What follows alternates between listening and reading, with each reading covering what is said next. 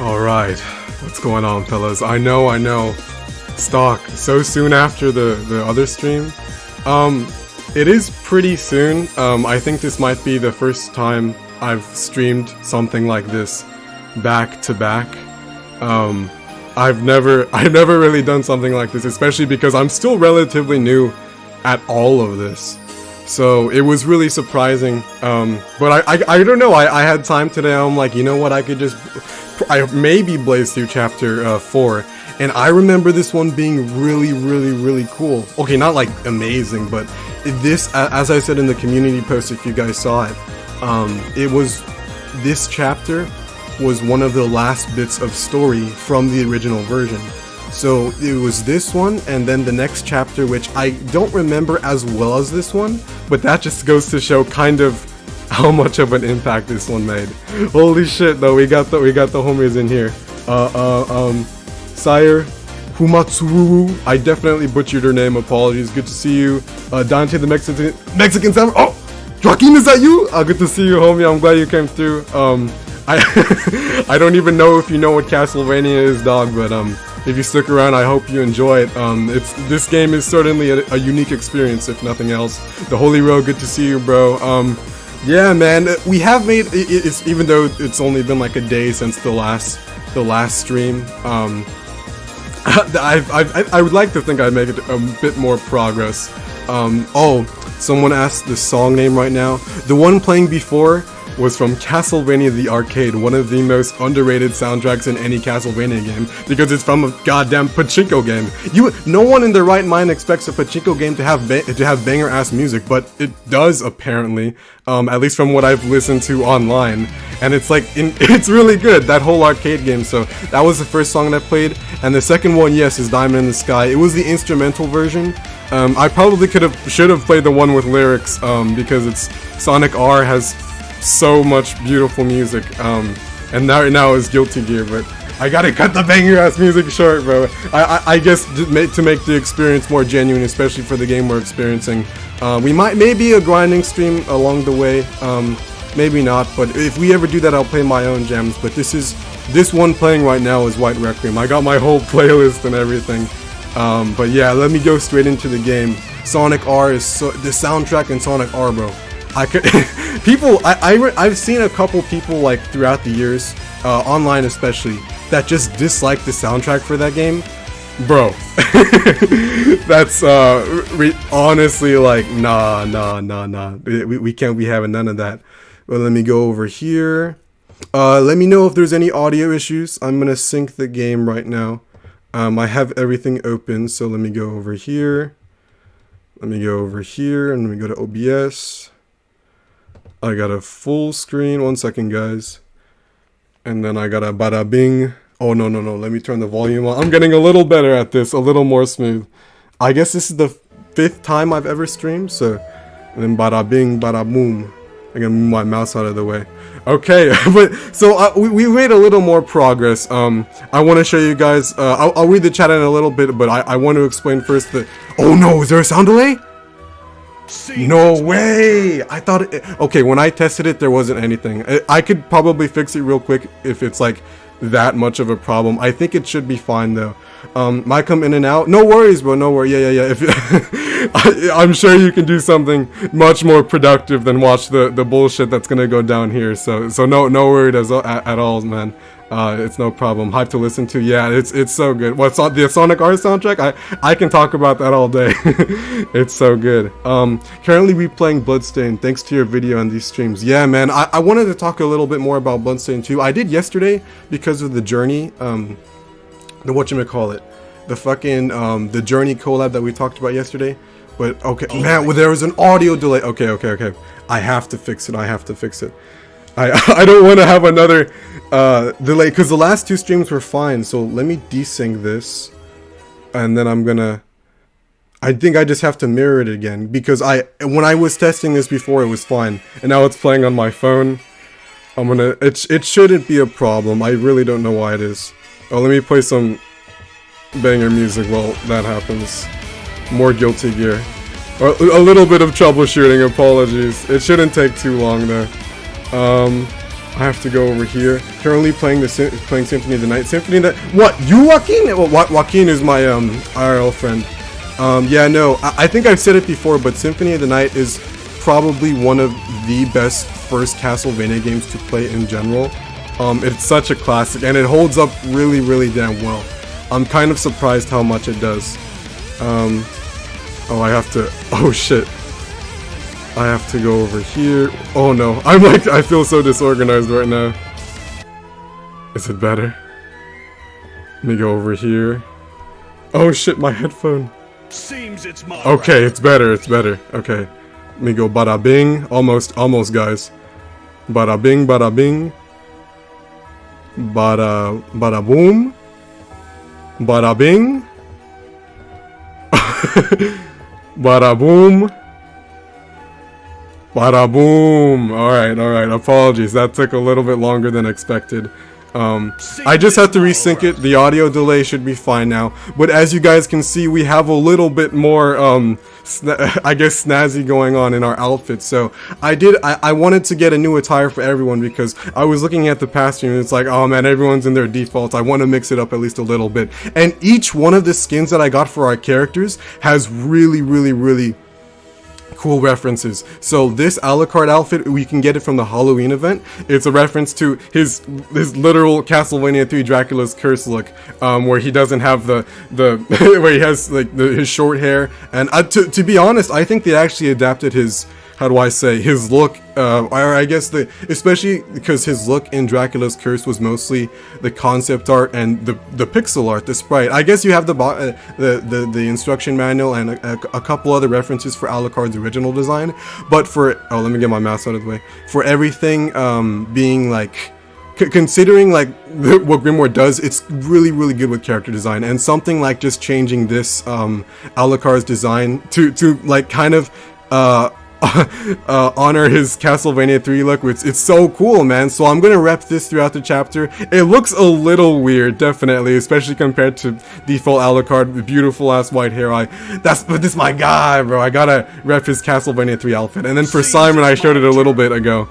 We have this thing, and the description for this costume is like the most hilarious shit. It's like a whole it's not a mini story. It's like 2 sentences, but it's like it's like about Maria Renard convincing Simon to wear this furry costume. So all the better. My man is an absolute beast now. Quite literally in his mind, probably, although I don't want to make too many assumptions. 1v1 me on Guilty Gear. Oh my god. Joaquin, you play Guilty Gear? No, sorry. Dude, that's hype. We gotta play sometime, man. I don't know if I said it in one of the past streams, but I bought like the whole series on Steam on sale. So I have everything. But yeah, no, I love Guilty Gear too. I kind of want to jam the music, but I want the authentic Grimoire of Souls experience, since that is kind of the focus right now. And then Charlotte's, I'm not sure what her new costume reference is. This was the only one I could afford for Charlotte because I used Elgo's coins for it, whereas this Simon's and Alucard's are from the Halloween event you can do, and I don't know why they have a Halloween event even though it's like August, but anyway. Oh, and I think you can unlock a winter one as well, so I guess they released those, how do I say, those events for when that happened last year, but they're still here. That's like, they don't go away, so that's pretty convenient, I guess. But yeah, Simon is a furry and Alucard is reminiscing his past in a really good attire, and Charlotte, I'm spoiling Maria. And Charlotte's, I guess, is, I don't know what it's referring, if you guys know what it's referring to, but I mean, let me know, but it looks pretty damn cool. I believe it's called, what is it called? It's like a dark magician from Yu-Gi-Oh! I don't know.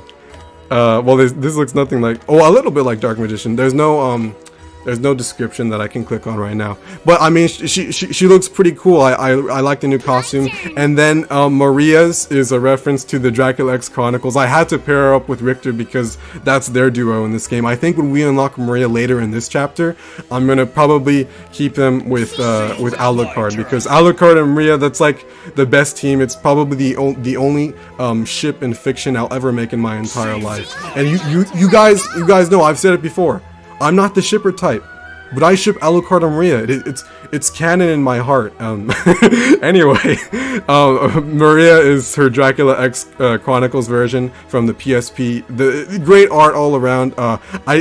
it's kind of cool that the Elgos coin versions are all references to other appearances in other games these Castlevania characters have been in. So I really like seeing that. And then finally, I was really surprised to see Shinoa have her Judgment costume here. It's not exactly her Judgment costume, but it's basically her Judgment outfit for all intents and purposes. So I was really, I was pretty hyped to see it yesterday. And by the way, I got a bunch of good armor. Shinoa is my weakest character. I'm not sure if I don't like have any good equipment for her. I have one spear for her, but then everything else, I have better shit with Maria, surprisingly. But definitely Furry Simon and Alucard are still our MVPs so far, and I didn't really expect them to be. I remember using Shinoa a decent amount for the original version, and she has a, you know, I don't hate her Judgment design. I know people always talk shit about Judgment's character design, and me too.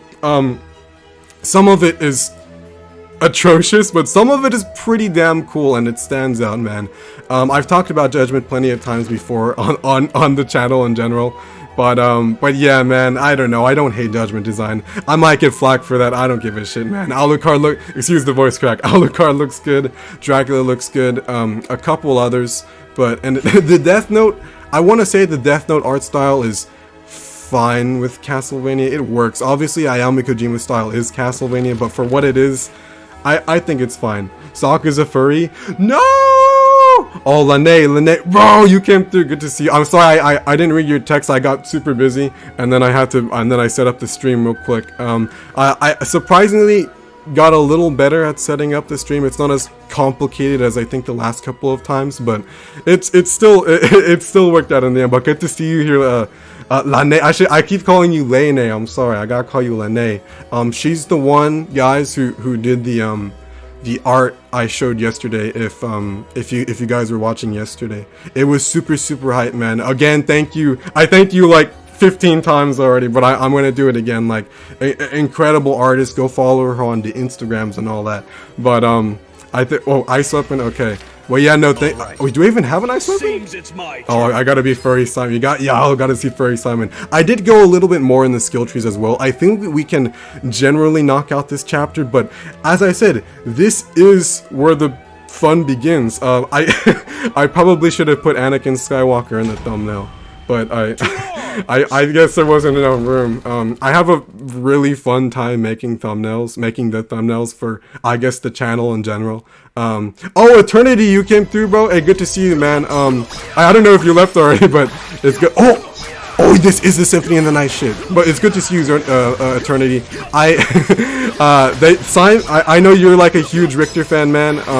And Richter is in this game, but he's like an alter. Okay, so basically, Eternity, if you're watching, and I guess if anyone's curious about me explaining alto arts again, real quick, he's not playable, but he's playable for like a little while. So, wow, I like vaguely remember this stage, and this fucking music. Oh my god, so good. I don't know if Simon is the best for this level though. I don't know if like each character has different speed. I mean, every character has different attributes, but Simon, I don't know if he's the best with movement. I think Shinoa's abilities with movement kind of made her incredible. She has an ability, Shinoa. I'll show that a little later if I play her. Wait, do the spikes count as enemies? What are even my goals? Defeat all enemies, open all treasure boxes, equip Ice Weapon. Okay, I did almost everything. I'll probably just focus on the story, but if we should get straight to the chapter's end, I really want to, because that ending, man, I haven't seen it in forever, and I'm really looking forward to it, because I remember it being super cool. But yeah, Richter is kind of playable. I tried him a little bit after yesterday's stream, and he's fine, man. The fact they kind of made Richter Belmont have 8 directions is really cool, because the only Belmonts in Castlevania, the only Belmonts in Castlevania that have had an 8-directional. Oh my god, can I hit these guys? Can I, please? The only Belmonts in Castlevania that have had an 8-whip direction is Julius in Harmony of Despair only. And Julius in Harmony of Despair is fucking awesome, by the way. He's super sick for no reason. Well, not no reason. He's like my favorite Belmont, but then again, he's probably only my favorite Belmont because of me making 2 videos on him. But but I like Julius a lot. And he was one of the other ones that had the 8 whip directions, and the other one, of course, being Simon. So if anything, I would have expected them to add that to Simon's moveset. Oh, let me show you guys. I keep talking about it. I should like literally I could bro. Oh, little lag. Apologies. Like I can literally like attack him from the down direction. It's crazy, man. Like they did Richter pretty like his ult right. They put some work into it, and I see that, and I do commend it. It's maybe not what people would prefer. I think most people, especially because Richter is like one of the most popular Belmonts, would just generally prefer him to be playable, and that is the case for like many alt-arts and Castlevania characters that didn't get in this game. But I don't know. I think I can live with it. Like if you know, I can't talk because Alucard's like almost. I want to say Alucard's the main character in this game. Pretty much. I mean, he's the front cover. Oh my God! More lore. Oh, and this is. Wait, does that mean Alucard is this spring? That wouldn't make sense because he's from the real world. But then he cannot get back to the future either. Oh fuck, Maria. Okay. Oh, I gotta prepare myself.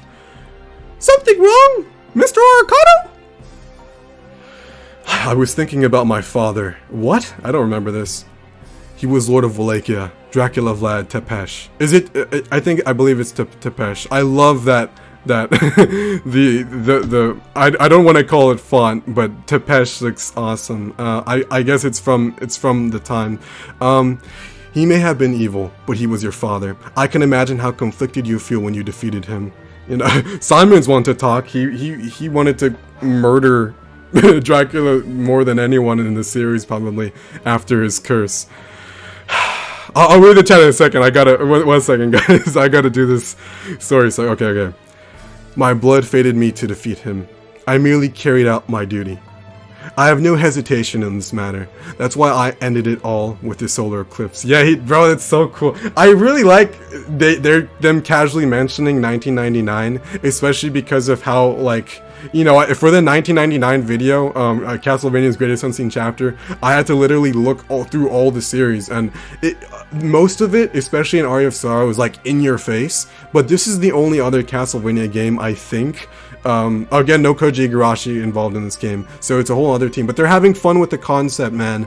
Especially in the writing, like they can like casually bring it up and kind of weave their own version of those events, and it's really cool to see. So I don't love it, but I enjoy it for sure. So like just him, I enjoy it.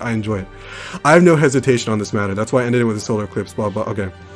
After that's left to pray. All that's left is to pray he rest in peace and fight to protect the world. Oh man, I'm curious if Alucard is going to reminisce about him seeing Dracula, Dracula for the last time in 1999. Or what the hell is he going to say to him when he comes back in this game? Holy shit.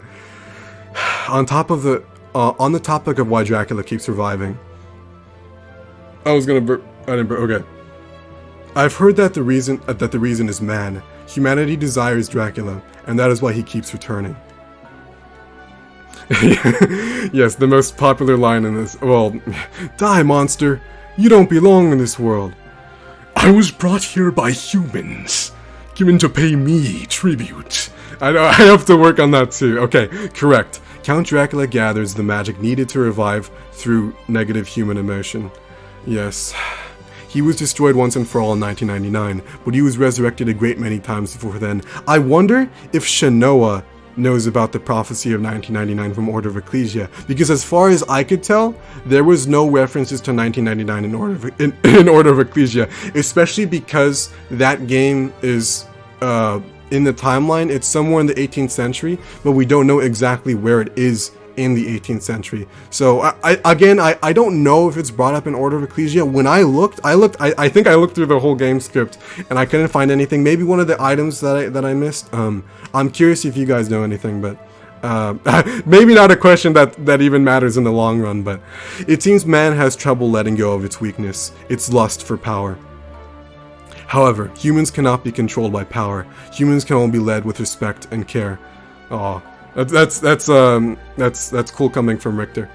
That's how, oh, speaking, he's like, even, that's why he knows, yeah. That's how I defeated Dracula, and I still stand by that belief. Maybe some humans do desire Dracula, but humans are also the ones who disavow him. To think of it, we Belmonts existed to fight for humans like that. Without them, we wouldn't serve a purpose. I hope that's true.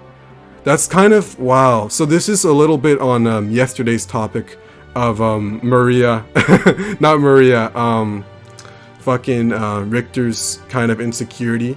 Because after he defeated Shaft, no, not Shaft, I'm sorry, Dracula in Rondo of Blood, he had that shame. He's like, okay, my duty's done. I think he might have felt a little worthless. Again, it is left up to interpretation at the end of the day, but even Grimoire of Souls is kind of shedding a little bit of light on that. More than I would have expected, so it's pretty interesting to see. I like it. You're not doubting yourself, are you, Richter? Well, perhaps... Bro, they're literally getting into it too. I'm like talking about it and they're talking about it too. Okay. Wow, the fan service, bro. The fan service. Oh my god. I like it though. Well, perhaps Shaft was able to control me because I too have a weak heart. I might as well have been talking about myself. Yeah, that's exactly what I was saying. Holy shit. That's exactly what bro. I hope this doesn't happen again. Fuck. Don't worry, Richter. Me and Mr. Arcada won't let anything happen to you! Shut up, Maria. You're not alone! If we stick together, we can overcome anything! You're right. Quite the little sister I have in you. Hear that? You're not alone. Never forget that. We could say the same for you, Mr. Arcado. We're here for you, too. Sometimes you act as if you're bearing this burden alone. Yeah. Oh, Sigma Mill. Yeah. Maybe you're taking it a bit too hard, being his son and all. With all the ferocious fighters here, you got nothing to worry about. Yes, you're right. You're all here for me too. Wow, the Alucard's character development actually showing. Wow. Because, I mean, in something like in the earlier Castlevania games, I don't think it's something he would have been that open to, but it's cool to see. I'm glad Grimoire is acknowledging it. Although, again, I might be looking too much into it as per usual. We can put a stop to all this. I hope you have your I hope to have your continued support. Yeah, pretty damn cool interaction overall. I really like that. Okay, stop! You're making me blush. No, man, no, don't worry, bro. You deserve it. Like incredible artwork, bro. Like for real. Well, the new location. I was surprised to see. I did not expect. I guess seeing Symphony of the Night in this art style, I haven't in such a long time. And again, the Grimoire of Souls art style is one that I don't hate. I think it can be charming sometimes, especially for what they're trying to do. So seeing locations from like the most popular Castlevania game, clearly, on this kind of game it's interesting. Return of Maria voiced by Mickey Mouse. I know. I had to do it quite a bit for the last chapter too, especially because they really required Maria a lot. And we did a bunch of story segments for the last chapter too. I think we did all of them. I don't know if we'll do all of them this time. Unless I'm like, I don't think I'll be exhausted by the end of this stream. Normal ass shit. I gotta be my guy. With the new skin too. I've only really played the Alucard with the new skin on the Halloween event. I was trying to get it, so I like it though. It's cool to see. That Maria voice just gets me every time I hear. I'm sorry, everyone's calling me Mickey Mouse now. Oh fuck. But I committed to this, man. I'm not stopping until Maria. This music. This is one of my favorite songs, I think, in Symphony of the Night in general. And again, I know, especially in my Konami Suck stream, I don't think I necessarily talk shit about Symphony of the Night, but I don't think it's the best Castlevania the way people make it out to be a lot of the times. Like there are better Castlevania games, especially ones made by the same developers. But Symphony of the Night it was my first game. Like it's one of my favorite comfort games in general, just to play if I like really want to play a Castlevania game casually. It's so fun, man, and just I guess seeing it represented here is really cool. It's something I don't know I wanted, but it's oh shit. I don't want to get my. I think my Alucard especially is power level is like super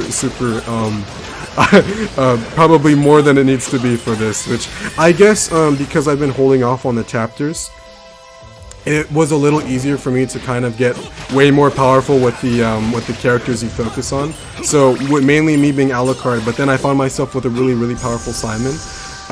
But I want to do this. Oh, I think this is a secret. Oh, thank God I can get up there. Wait, what is over here? Is there branching paths? No.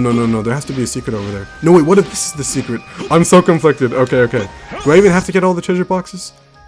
Yes, I do. I'm missing one. Oh, but I can go underwater? Okay, I think I'm doing this level backwards now. I just want to get all the achievements so I don't have to worry about it. Maybe later. It's something I could probably do on my own time, but especially because of the branching paths and all the story paths. Something you didn't really have to worry about in the original. Oh, was it even necessary? Wait, what's over here? I like the secrets too! Oh my god, Grimoire of Souls level design getting more advanced as it's going along? No way? That's kind of insane. It's cool to see. Definitely I told you, Lene, earlier, but Grimoire of Souls is like a game that I'm actually having fun with, but I think it's mostly because I'm streaming it. Like, I've had to do so much new things, like, I've had to... No, I didn't kill those stupid weeds! Oh my god, I don't know if they're called that, but... And I had to... Did I have to kill enemies? Ah, I missed the stupid weeds. Okay. Whatever, I don't even need to do... I can go back to that later. But yeah, no, so far I am enjoying Grimoire of Souls. Definitely more than the first couple of chapters, so... a little better as it's going along. It really surprised me. But it's definitely not something that... I know people are not generally going to enjoy this game because of all the bullshit in it, and I understand that. But for me personally, experiencing it through having to learn how to stream the first time, having to learn how to how to set up everything for the YouTube, it's been such a unique experience on my end, and at the focal point of that is this game. So it's been really it's been fun, a lot more than I thought it'd be. So I'm really happy to have, I guess, gone through it the way I am. Definitely more than expected. The Grimoire of Souls art style for Ayami feels a lot different than older. Maybe because my favorite art from Symphony of the Night, to the Curse of Darkness era. Yeah, that's true. They were definitely a lot more detailed in the 3D Castlevania games, Lament of Innocence and Curse of Darkness. I would agree with that. I mean, in those games, she was making fucking portraits. I mean, I guess she made a lot of portraits for this game, like especially the home menu of this game. So I would agree with that. But for the character design specifically and the character portraits that play when story interactions happen and when the dialogue's talking on the top screen or top left for some of those story sections, like I think I responded to a comment earlier today too, that was saying like well I responded to like it uses a decent amount of artwork from Ayami Kojima's past works. Wait, is there something here? I have a feeling. No, there isn't. Wow, my intuition was wrong. Oh, a little lag. Apologies about that. Wait. How do I get up there? I think I might have had to be Charlotte for that. Wait, what the fuck is going... Oh, I think I can just... The level is just gonna go around. I'm thinking way too hard about it. But yeah, no, I think I would agree with that. Ayami Kojima's style for this game, her art specifically, like, it is her. You can absolutely tell it's her that she did the character design for it. But it's different compared to, I guess, her other works. I want to say Curse of Darkness specifically because for that game she went all out, man. And then you have the manga as well. Her style lends so well to the series. I can't love it more than I already do. It is Castlevania in my opinion. And I think I'm like tripping on platform. Oh my god, it is Castlevania in my opinion though. I think most people would agree. Like, it's incredible, man. I'm curious what game she'll work on next, if anything. I hope she has... I don't know if I've said it before, but I really hope she has a more prominent role in Bloodstained, in the Bloodstained series. Because for that game, she was involved in it, but not to the degree she was with something like some of the other Castlevania games. Like, surprisingly, I think I think Ayami Kojima was more involved in Grimoire of Souls of all things, more so than something like Bloodstained, which is where you would assume, I guess, more of that will go to. And that's not a jab against Bloodstained, because Bloodstained has its own unique style that it's trying to do. for better or worse. I know a lot of people don't like Bloodstained's art style, and I don't love it either. Like, obviously, I think the 2D... Well, I don't know if it's obvious, but I do think... Well, let me get the chest. I think the 2D Castlevanias... holy shit, the lag! I think the 2D Castlevanias are generally, like, look way better, especially aesthetically, and they're so timeless, too. The DS games and Symphony of the Night... Oh my god, it's they hold up. Like, they're not gonna age. Like, Symphony of the Night is how many years old and it still looks incredible. That pixel art is so timeless, but the art style too, it's like, it's something that Bloodstained doesn't really have, because Bloodstained is using 3D models.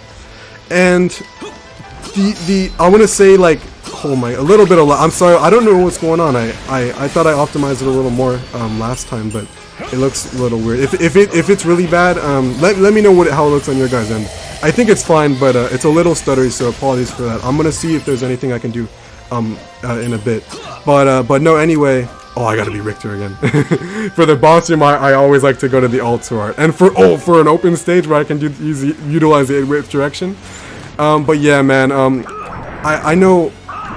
I don't think Bloodstained's art style is going to age as good as something like the Castlevanias. And I don't think that's a controversial take to have. I think it's generally been proven with video games throughout the years. I mean, think about 3D video games that have used 3D models like it, especially for, I guess it's a little less because Bloodstained is a 2D game. It's not, it's a Metroidvania, you know, so I guess those 3D models, they don't look incredible, but they're like fine.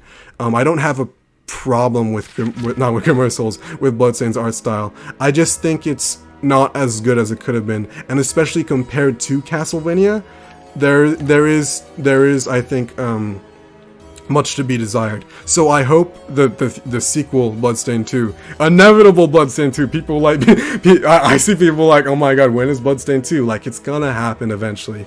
It's gonna happen. Like, I don't think it's only a matter of time, especially because Bloodstained was so successful, and there is, as I said in the Bloodstained video, so much. Okay, let me be another character. Seems it's my turn.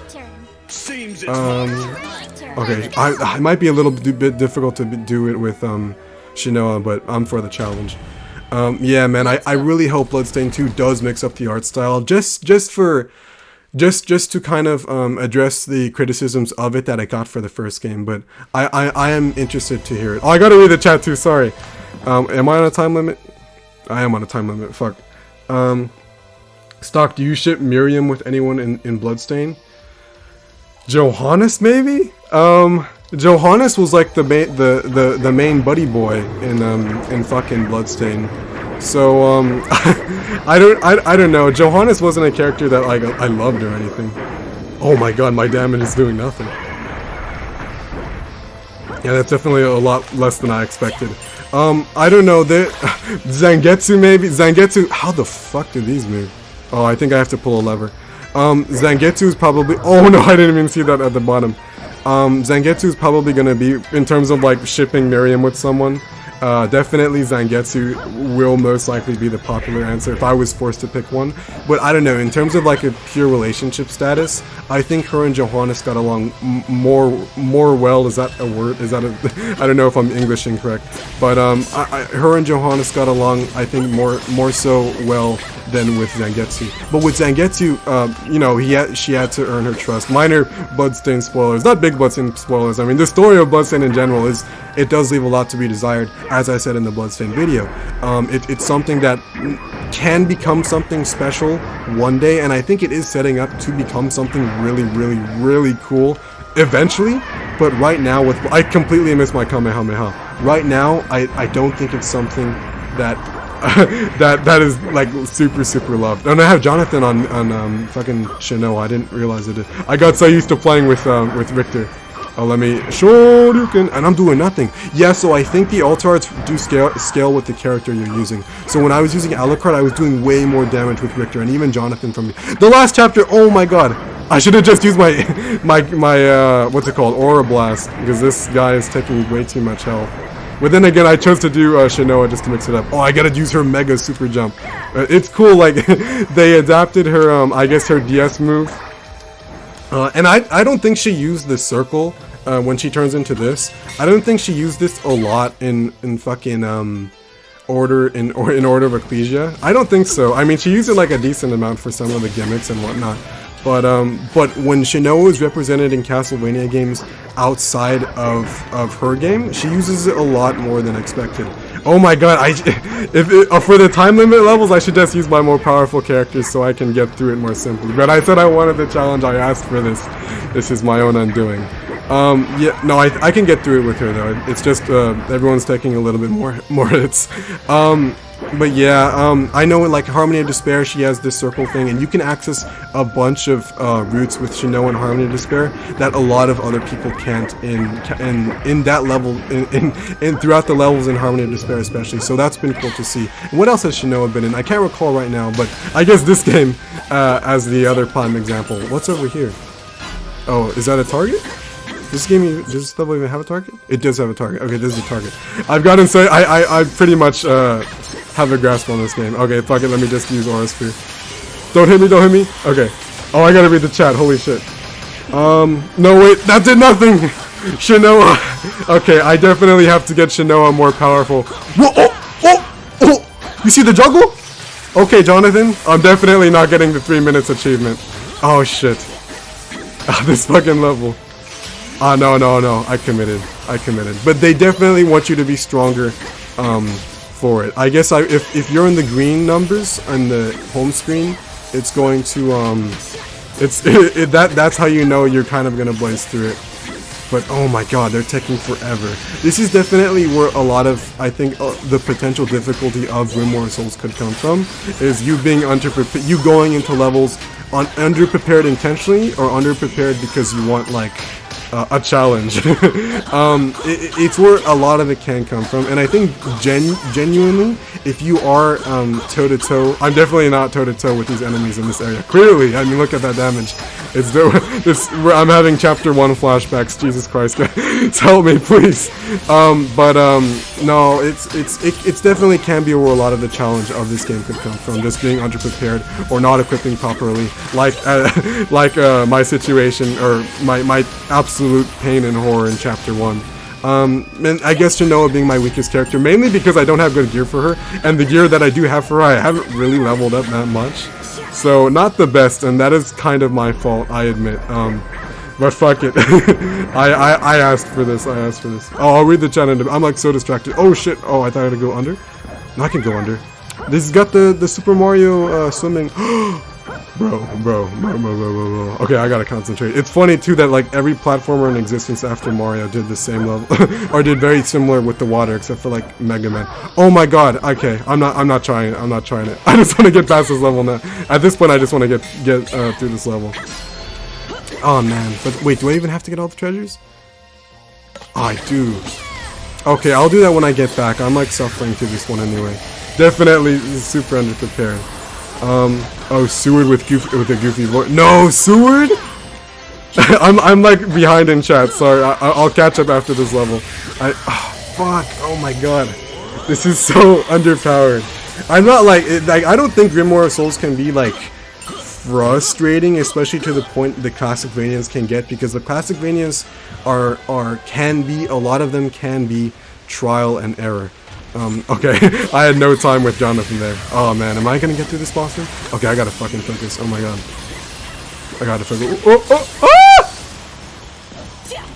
Well, yeah, I have my theories on the story of this game, though. I mean, you reminded me with talking about Seward. I know last time fucking James was like, no way I'm gonna die. No way. Or I'm just like, no. Oh my god, no! Shinoa, never using Shinoa for a chapter, well, I guess not until I have her proper equipment, no. Well, yeah, oh shit, okay, I'm gonna make it. Jonathan, help me, Jonathan. Wow, another wave? Okay, or a blast? I know James last time was like maybe Seward being like related to Isaac from Curse of Darkness. I don't know about that. It is like interesting to consider. Like, hey, maybe Lucy is it is. I just defeated the target. All right, that was an awful run of that level. Shinoa, I love you, but I can't use you for the rest of this chapter. I'm too underprepared. But yeah, like I'm curious if some of the other Grimoire of Souls exclusive characters are going to be, I guess, intertwined with the lore to the point where it can be like really something to call back to. I don't know if that is something that can happen. I know for a fact that in Bloodstained 2 would be a one-day purchase for me. No, yeah, absolutely. Especially because, I mean, I think most of us here are very big fans of that, the Castlevania style with all that. Well, and you know what? No. Fucking, Maria, I have her equipped with a good weapon that could have, that could have done well on that level. I'm gonna try to blaze through it more, though. And I just need to... I need to open all treasure boxes and clear within 3 minutes. Okay, I can do it better with Alucard. I should have just used him the first time. But yeah, no, Bloodstained 2, it would be a day one purchase for me as well. I'm really looking forward to what they do with it. Besides the Journey announcement, though, they've been relatively quiet on official sources anyway, have been relatively quiet on kind of like progress on a second game. But it is gonna happen. I don't think I'm gonna eat my words saying that, but it's very likely Bloodstained 2. And again, I hope they improve on a lot of what it was established in the first game. I'm pretty sure that whole team learned a lot from the first game, especially because of how much attention and how much of a success it was ultimately. I really think they can do even better. And in terms of lore, hey man, if Bloodstained gets like really, I don't want to say deep, but hey man, if it does, I would love to do a bunch of videos on Bloodstained, especially if it like really pops off in its story. But of course, I'm gonna talk about it. Holy shit, the lag. I'm gonna talk about it when it comes out, no matter what. Although there might be a long time from now. Again, they are taking a long time with the DLC for Bloodstained. They are taking a while, dude. Like they promised a Chaos mode multiplayer. I think I talked about it a little bit for the Konami Suck stream, but they they've released roadmaps. They are keeping the fan base informed, and I'll post it. I think I'll talk about it a bit more tomorrow, because I do want to show you guys the Journey thing that they posted. One of the Bloodstained developers posted the Journey collab, and I want to show you guys what I'm talking about, because it looks cool. Like, it's cool to see that they're still supporting the first game after so long. Like, they are fulfilling, for the most part, I think they are fulfilling many of the promises that they did for... Oh shit. Oh my god. No, Alucard. They are, for the most part, I think... How do I get up there? Oh, did I just waste my special? I think for the most... Oh, that's the target. I don't even need to go to the target. Well, wait, do I have to defeat all enemies? I don't even have to defeat all enemies. Okay. But that's the target room over there. Yeah, it's good that they're keeping everyone informed, man. I'm so curious what they can do story-wise, because there minor spoilers for Bloodstained, but like well, I'm not going to talk about it right now, but they set up a lot of cool things that could happen for the sequel, specifically with someone like Zangetsu, with some of the other playable characters. It's oh shit. And I wonder what more collabs they can do besides, I guess, or after this Journey one and Child of Light, because I obviously love the Child of Light one, but I think it was mainly really carried, as I said in the video, the Child of Light DLC was really carried by the core Bloodstained gameplay. Like the DLC, I think maybe hyped itself up too much, or maybe I hype myself up too much. One or the other. Did I get all the treasure boxes? I don't even know if I did. Fuck, I didn't? Okay. I'm not doing this level again. I do not want to do this level again. I'll find it on my own time then. But this story path, I hope it's not a good one, because most of the... I've been lucky so far. Most of the story paths I've done on my own have been, like the ones that I did not get to read on stream. Most of the time they've been relatively, like, non-important to the story. But they're generally very cute interactions. Excuse me, very cute interactions a lot of the time. Symphony of the Night has aged, I'm like so behind in chat, oh my god. Symphony of the Night has aged some in my opinion due to the PS1 stuff. Agreed. I think it's aged really good, especially compared to other PS1 games, especially compared to other games in the same genre. It's aged masterfully. Like, look, they're literally using the main sprite from it right here for a reason. Like, it's super timeless. But in terms of, like, you know, the voice acting, not talking about the redub. Well, the redub has its problems, and I've already gone into length about that in various other places on the internet, on this channel, I mean. But man, oh my god. I mean, the voice acting being, I think, the biggest thing that's aged. But it's kind of aged for the better. I mean, Dime Monster's one of the most popular scene in the Castlevania game series. I wonder what like the most popular moment in Castlevania would be. I guess it would be when Simon Belmont opens the door to Dracula's castle. I was gonna call it Castlevania Dracula's Castle. Either one. Dracula's Castle, by the way, for those who don't know, is Castlevania. Like Dracula's Castles is called Castlevania, and I think Symphony of the Night mostly established that. It's called Symphony of the not Symphony of the Night. What? Dracula's Castle is called Castlevania various times throughout the series, and the main one that I can remember off the top of my head is from the Symphony of the Night opening crawl in the original version. I think I'm not sure about the redub. Let me scroll down. I'm like super behind in chat. I like the Symphony of the Night style, but it has aged in my opinion at least. I recently ran through it in Rondo again on the Requiem collection, and Rondo looked a lot better due to the sprites just being not on the PS1. Well, Rondo has aged pretty damn good, especially compared to the other classic Vanias, because of wait, whoa, I gotta read it. I think I did. Wait. Oh, same shit. Oh, I just have to use Alucard. I gotta use my guy. Easy shit. Okay, we can probably blaze through this chapter if I just use Alucard, because I'm like double the required amount. But yeah, I don't know, man. Symphony of the Night's so easy to come back. It is the easiest. Oh, this place. Dum dum dum dum dum. Dun, dun, dun, dun. I love this. The mood this place gives. I mean, it's definitely more hectic here in fucking in Grimoire of Souls, but in Symphony of the Night, this place has such a great aesthetic, and that's one of the things Symphony of the Night nails in general. I think, especially compared to the other Igavanias and Metroidvanias in general. Oh wait, do I have to kill him? I think I'll just kill everyone. Fuck it. That sounds weird out of context. Don't take that. Okay.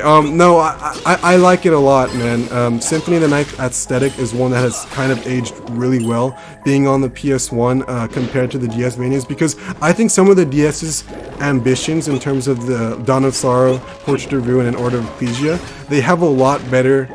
Some of them have a lot better aesthetic areas, I think, compared to Symphony of the Night. But I mean, Castlevania is so varied in terms of location a lot of the times, especially considering that most of the games take place in a castle, and they can have so many different locations. It's really cool, and it's one of the strongest aspects of this series in general. It's so. Oh, damn! The Minotaur did a Shoryuken too. Everybody be taking inspiration from Ryu Giga Chad, man. It's insane. But yeah, no, this place especially is such a, I guess, I want to say haunting mood. It's definitely like Grimoire of Souls. I don't know if it captures that same feel that it did in Symphony of the Night. Not nearly as much, especially because in Symphony of the Night, it was like this place especially. I think it's at near the bottom of the castle. It's a lot more moody, but I don't know, man. We definitely have to maybe finish the Konami sucks good, maybe get the good ending for the Konami sucks save file, because I still do have it. So maybe after the Grimoire of Souls project, I can do that real quick. I wonder how long it would take to run through the inverted castle, because all I would have to do if I were to open that save file again is to get I would have to fight Maria by getting the spike boots and doing all that. That's not very complicated, but it's a little you have to, I think most people looked up a guide to see how to get the inverted castle for Symphony of the Night. I definitely remember doing that the first time, because it is a little weird to figure out yourself, and the waiting in the clock room and whatnot. There's a lot of weird stuff. That's definitely one of the things that has aged about Symphony of the Night. I know some call me John, and Johnny was like, that is a Metroid moment. That's a Metroid moment, man, when you have to like go out of your way and be like, okay, how do I progress? It's not bad. Like I don't think it's like a terrible thing. I think it's just something that kind of reflects the time it was fucking made, the Symphony of the Night specifically.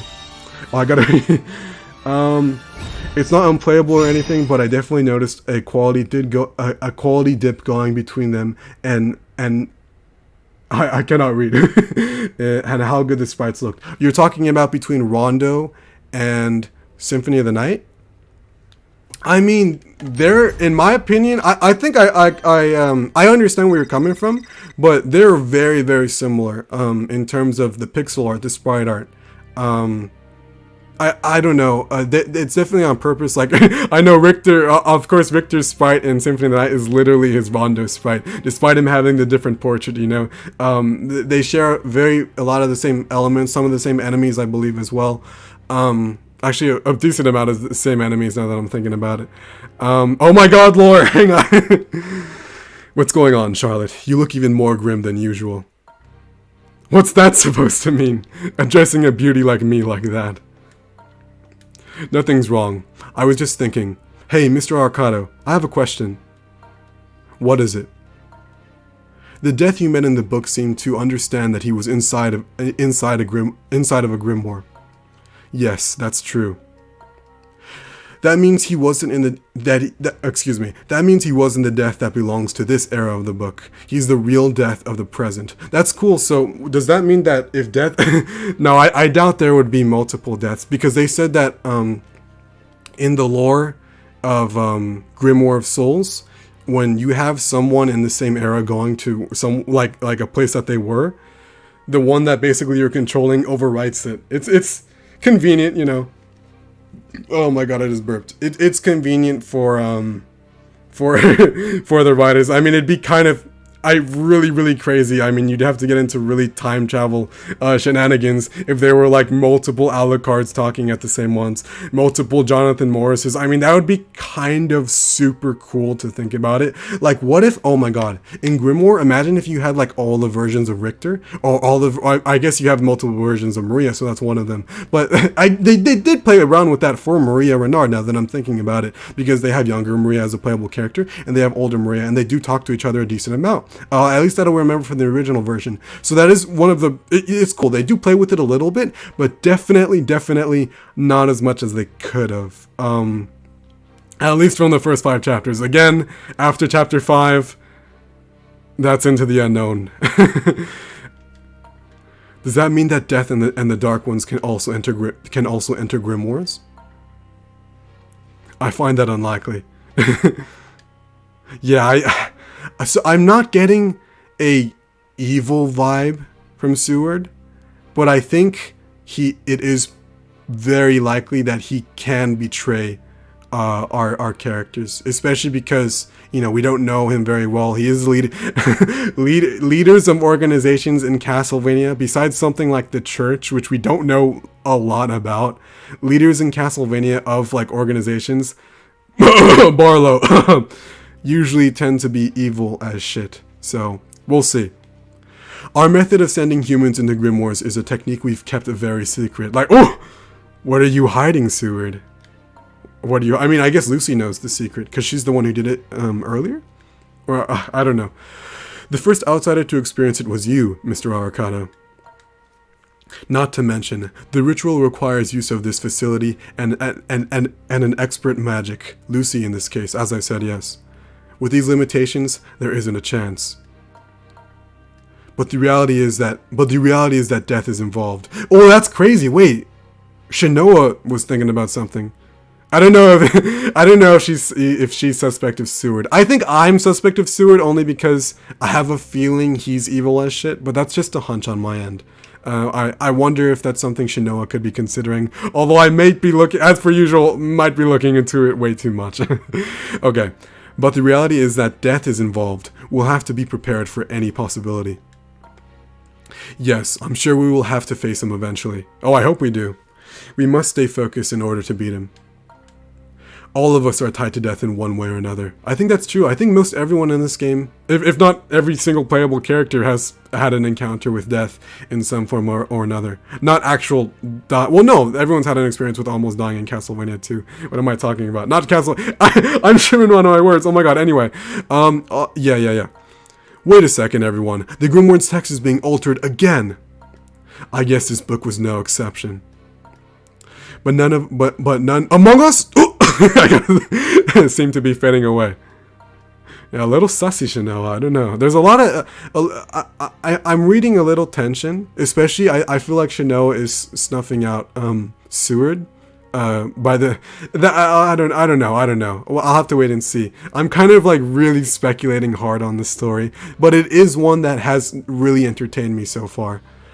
Maria is the main character this time. She's fighting monsters and seems to be in dire stratus. Excuse me. Huh?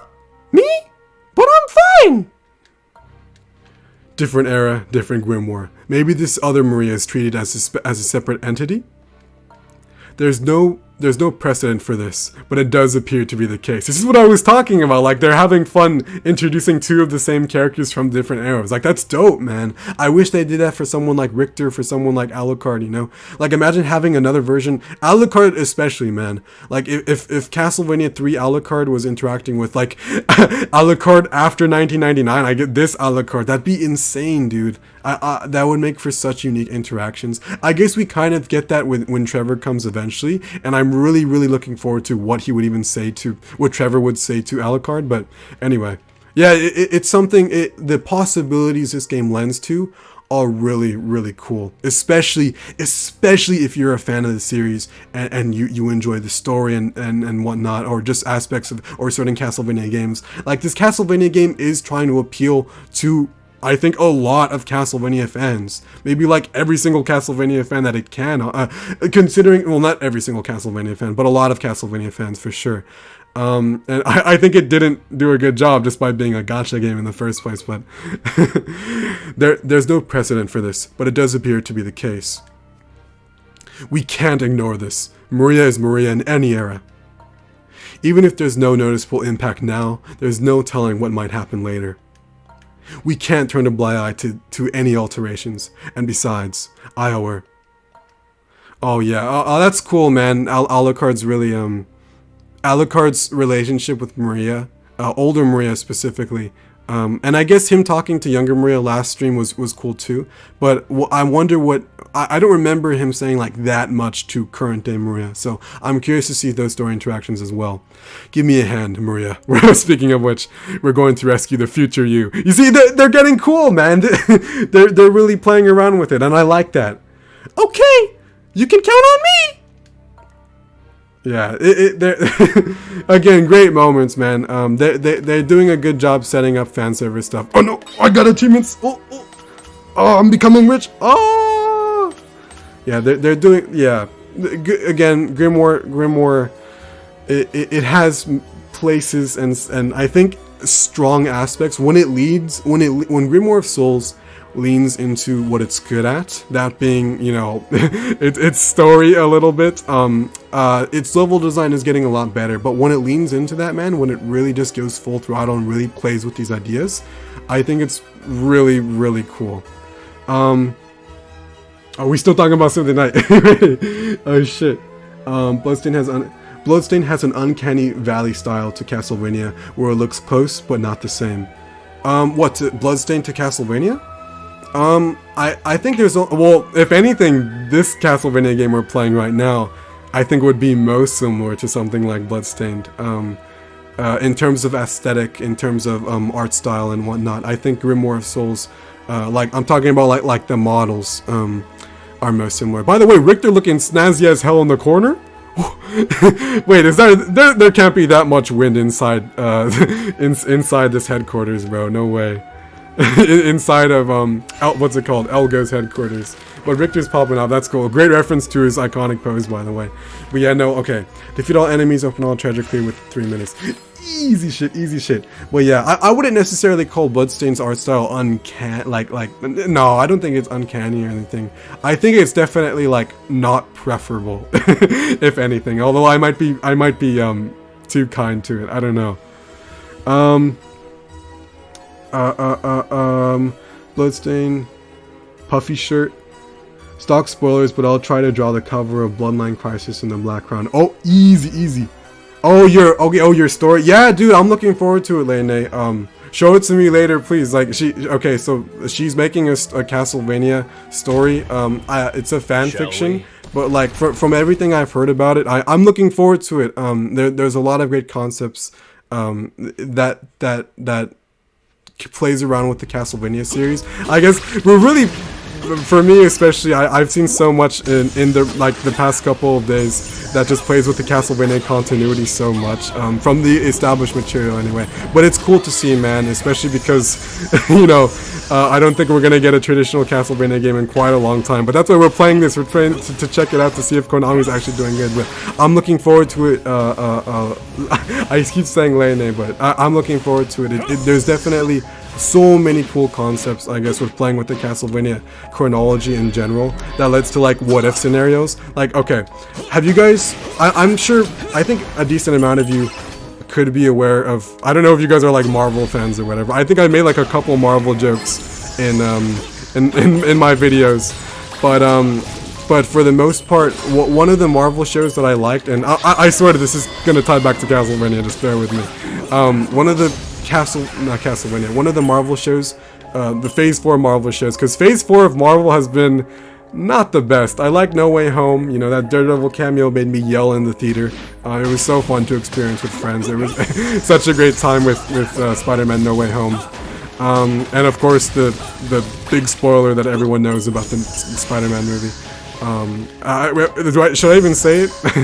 I don't even know. Anyway, one of my favorite Marvel Phase 4 things that has come out in recent years is, I guess recently. Oh, by the way, my sub-weapon with Alucard, or with Alucard and Charlotte share the same sub-weapon. It's this fire shit.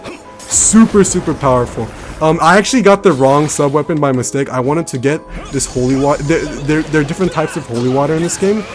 This is one of them, but I wanted the one that kind of like lends more to combos, and I got the wrong one.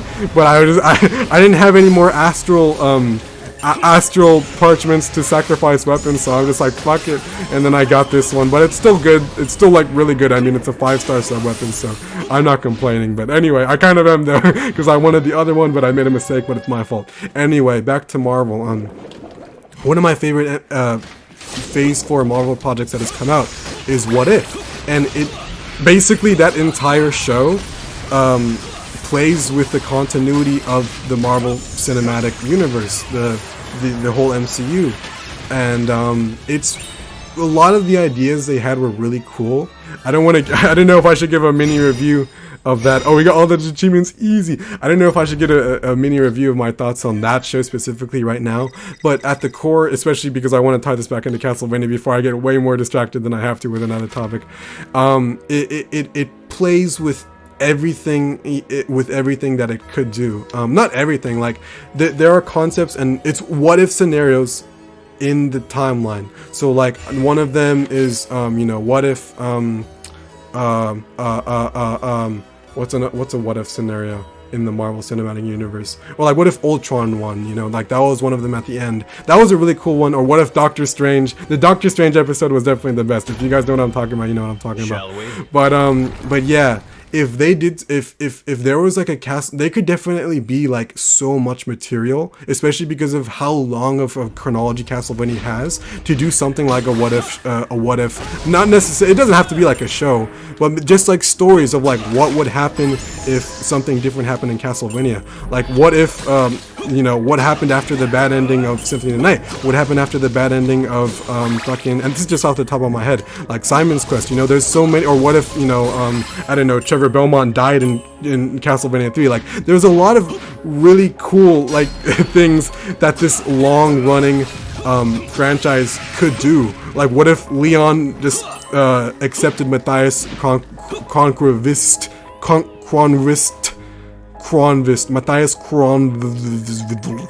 What if Leon accepted Matthias's offer to join him in defying God? You know, like there's so many cool possibilities that a what if scenario Castlevania project, or that there's so many stories that can be really cool, man. And those are just off the top of my head as a passionate fan of the series. Like, I'm curious if you guys have any, or if this is a concept that no one cares about and I'm just babbling like the rumblings of a madman. I gotta continue. Wait, what the hell are my goals? Don't receive any elements. Oh, I just got poisoned. Damn it. Obtain the sealed treasure, clear within 3 minutes and 0 seconds. Okay, we're probably just gonna blaze it to the boss then. But yeah, there's so much potential, man.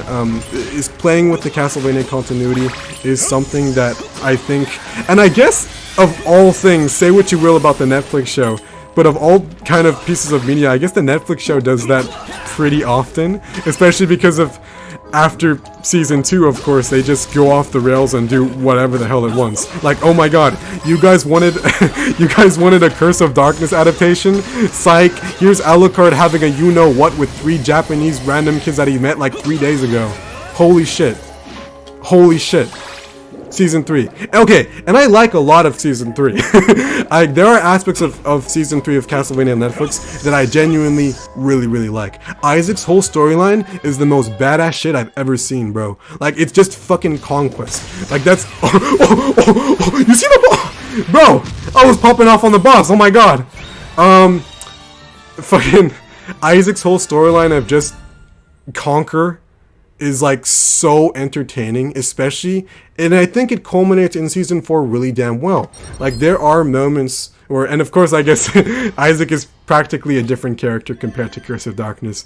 Resemblance? What are you talking about? They're 2 different entities. Isaac and both of those Isaacs, the only thing those 2 Isaacs share is a JoJo stand and name. That is it. It does not share anything. Those 2 Isaacs share nothing else. But I don't know, man. So, I guess they did play around with the continuity a little. And one thing that I'm really curious about for Castlevania Nocturne is how they're going to continue with Good Guy Dracula, or if it's going to be in a separate continuity, which I doubt, because Season 4 was a success. Like, the Castlevania Netflix show, as much as fans of the series that don't like the Netflix show, like, it was successful for Netflix and Konami. Like, it was a successful endeavor for them overall. People love the show. People rave about it online. Excuse me, I just burped again. I like the show, but I don't think it's like incredible. I think it has its great ass moments and great ass characters. But hang on, I'm like so behind in chat. Oh my god. Your Mickey Mouse Maria voice. I know. I know. I'm gonna make it. I think. I don't know if I can make it better. The one voice I was working on is Death, but well, not working on it. Just like every time he popped up, I want to like kind of give it my all with my my interpretation / impression of Death. That was really fun to do in the first chapter. Although I had a little trouble with it, as you guys saw. I'm gonna try maybe something for Dracula. I don't know if I'm gonna keep giving characters unique voices, but if it's something you guys want, I might come up with something. I don't know. I'll see what I can do. Oh boy, Mr. Arcata. Don't tempt me to make Mickey Maria Mouse. That sounds kind of cute, but also really cursed at the same time. Phase 4 is mid, to be honest. They can't seem to pick a direction to fully go into, in my opinion. I agree with that. It seems like they... Alright, I should play the game. What am I doing? It seems like... It's my turn. Wait, no fire weapon? I'm not using Shinoa again. No way. Okay, let me... Simon, let me equip your main shit as fire then. No, I would agree with that. It's definitely been disappointing, Marvel Phase 4. The only Marvel Phase 4 projects that I've like really liked, or that I've liked even a little bit, have been Loki, What If, and Spider-Man, because Spider-Man was so fun with my buddies, bro. Like, it was so fun to experience that with friends in the theater. Like, being there, you had to be there. But like, no, man, you had to be there. Like, Spider-Man was an event. Like Endgame, bro. Like, some of those Marvel movies are some of the best experiences you can have in the theater. By the way, new area? Holy shit. Oh, wait. Okay, wait, that axe wasn't even gonna reach me. But yeah, Phase 4 of MCU has been mixed, and now I guess they've definitely decided on something now with the multiverse. They announced a little while ago that this is the multiverse saga apparently, and I enjoyed parts of Multiverse of Madness, but with that movie literally had multiverse in the title, and they went to like 2 alternate realities. Oh my god, there was like a bug near me. I don't know where it went though.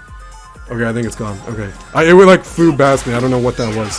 I don't know. Multiverse of Madness kind of disappointed me. And I think when I saw Multiverse of Madness, that was kind of where I like said to myself, yeah, Phase 4, I don't know. And some of the TV shows have been fine. Moon Knight, I didn't love Moon Knight. In my opinion, Moon Knight could have been a lot better, especially with the concepts they have to work from the comics. Like, Moon Knight is such a cool character, and I think Oscar Isaac is a great actor, and they did a decent ass job. Like, I didn't love Moon Knight, but they did add things with the character in live action that I didn't expect them to do, and I liked that they did that, but I think it could have been better. Oh, a mimic! Holy shit! I forgot there's mimics in this game. I only encountered one last time. That caught me completely off guard. Am I on a time limit? I'm not. Marvel What If Ultron was neat though. I liked it. The first Ultron What If episode was like a bang. Okay, best What If episode was the Doctor Strange one. No kappa, bro. Holy shit. I really like that Doctor Strange one because no spoilers if you guys haven't seen that episode, but like shit goes down, and it never really gets that good again as the Doctor Strange episode of What If, Marvel's What If. But that was my favorite for sure. And then the second Ultron episode was like, it was okay, but there's that one meme, you know, lazy writing of Thanos dying in 2 seconds. Like, that is, yes, lazy writing. Like, Thanos should not have gone down that easily. Honestly, I can think of so many great adaptations of NES Castlevania and other Castlevania in general that feels like missed potentials. Yeah, there's so much, especially to play around with the storyline. I mean, if you think about it a little bit too much, like me, I think about Castlevania too much. I'm sorry. What's wrong with me? Like, I know you can interpret something like Castlevania Legends as a what-if scenario. I guess Lords of Shadow is a completely different entity, so I don't know if that counts in terms of what we're talking about, or what I was trying to talk when I was talking about earlier. Wait, did I go down there? What is down here? I have no idea what's down here. Oh, a chest? Oh, easy. Oh, yeah.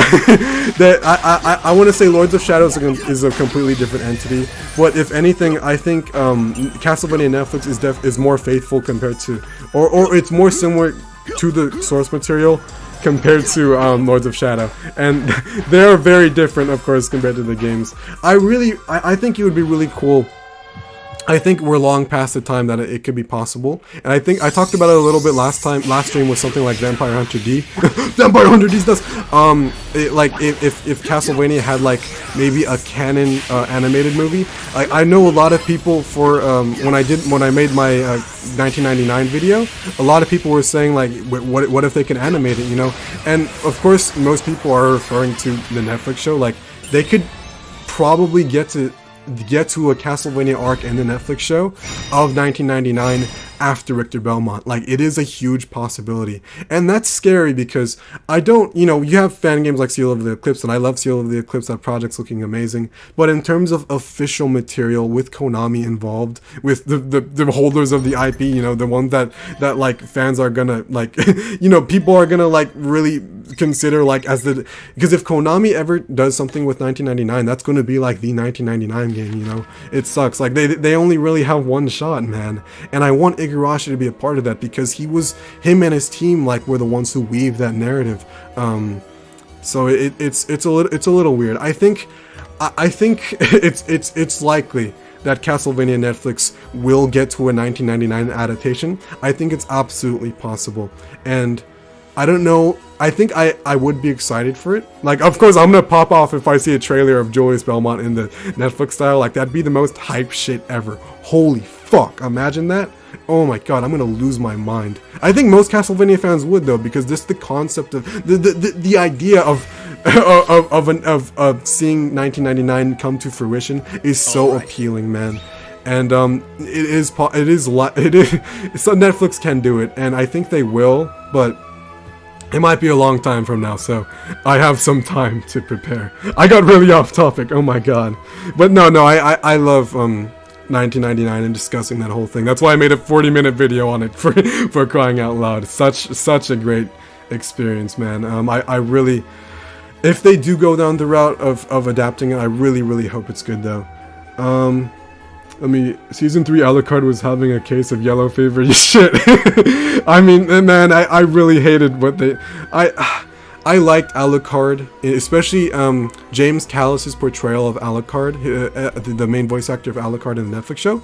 Fucking fantastic. Like, all the voice actors killed it in the Netflix show. Like, I think there are moments in the Netflix show where I think a lot of the characters really really make the Castlevania, like really like compared to the game's timeline, Netflix show does a lot of good things with the lore, especially in the first 2 seasons. Like Alucard's confrontation with Dracula is really, really, really good. I'd argue it is like, with the exception of Grant the Nasty being nowhere in sight, I'd argue it is probably very similar to how it went down, like in the story of Castlevania, like the game series. I mean, fucking incredible confrontation between Alucard and Dracula.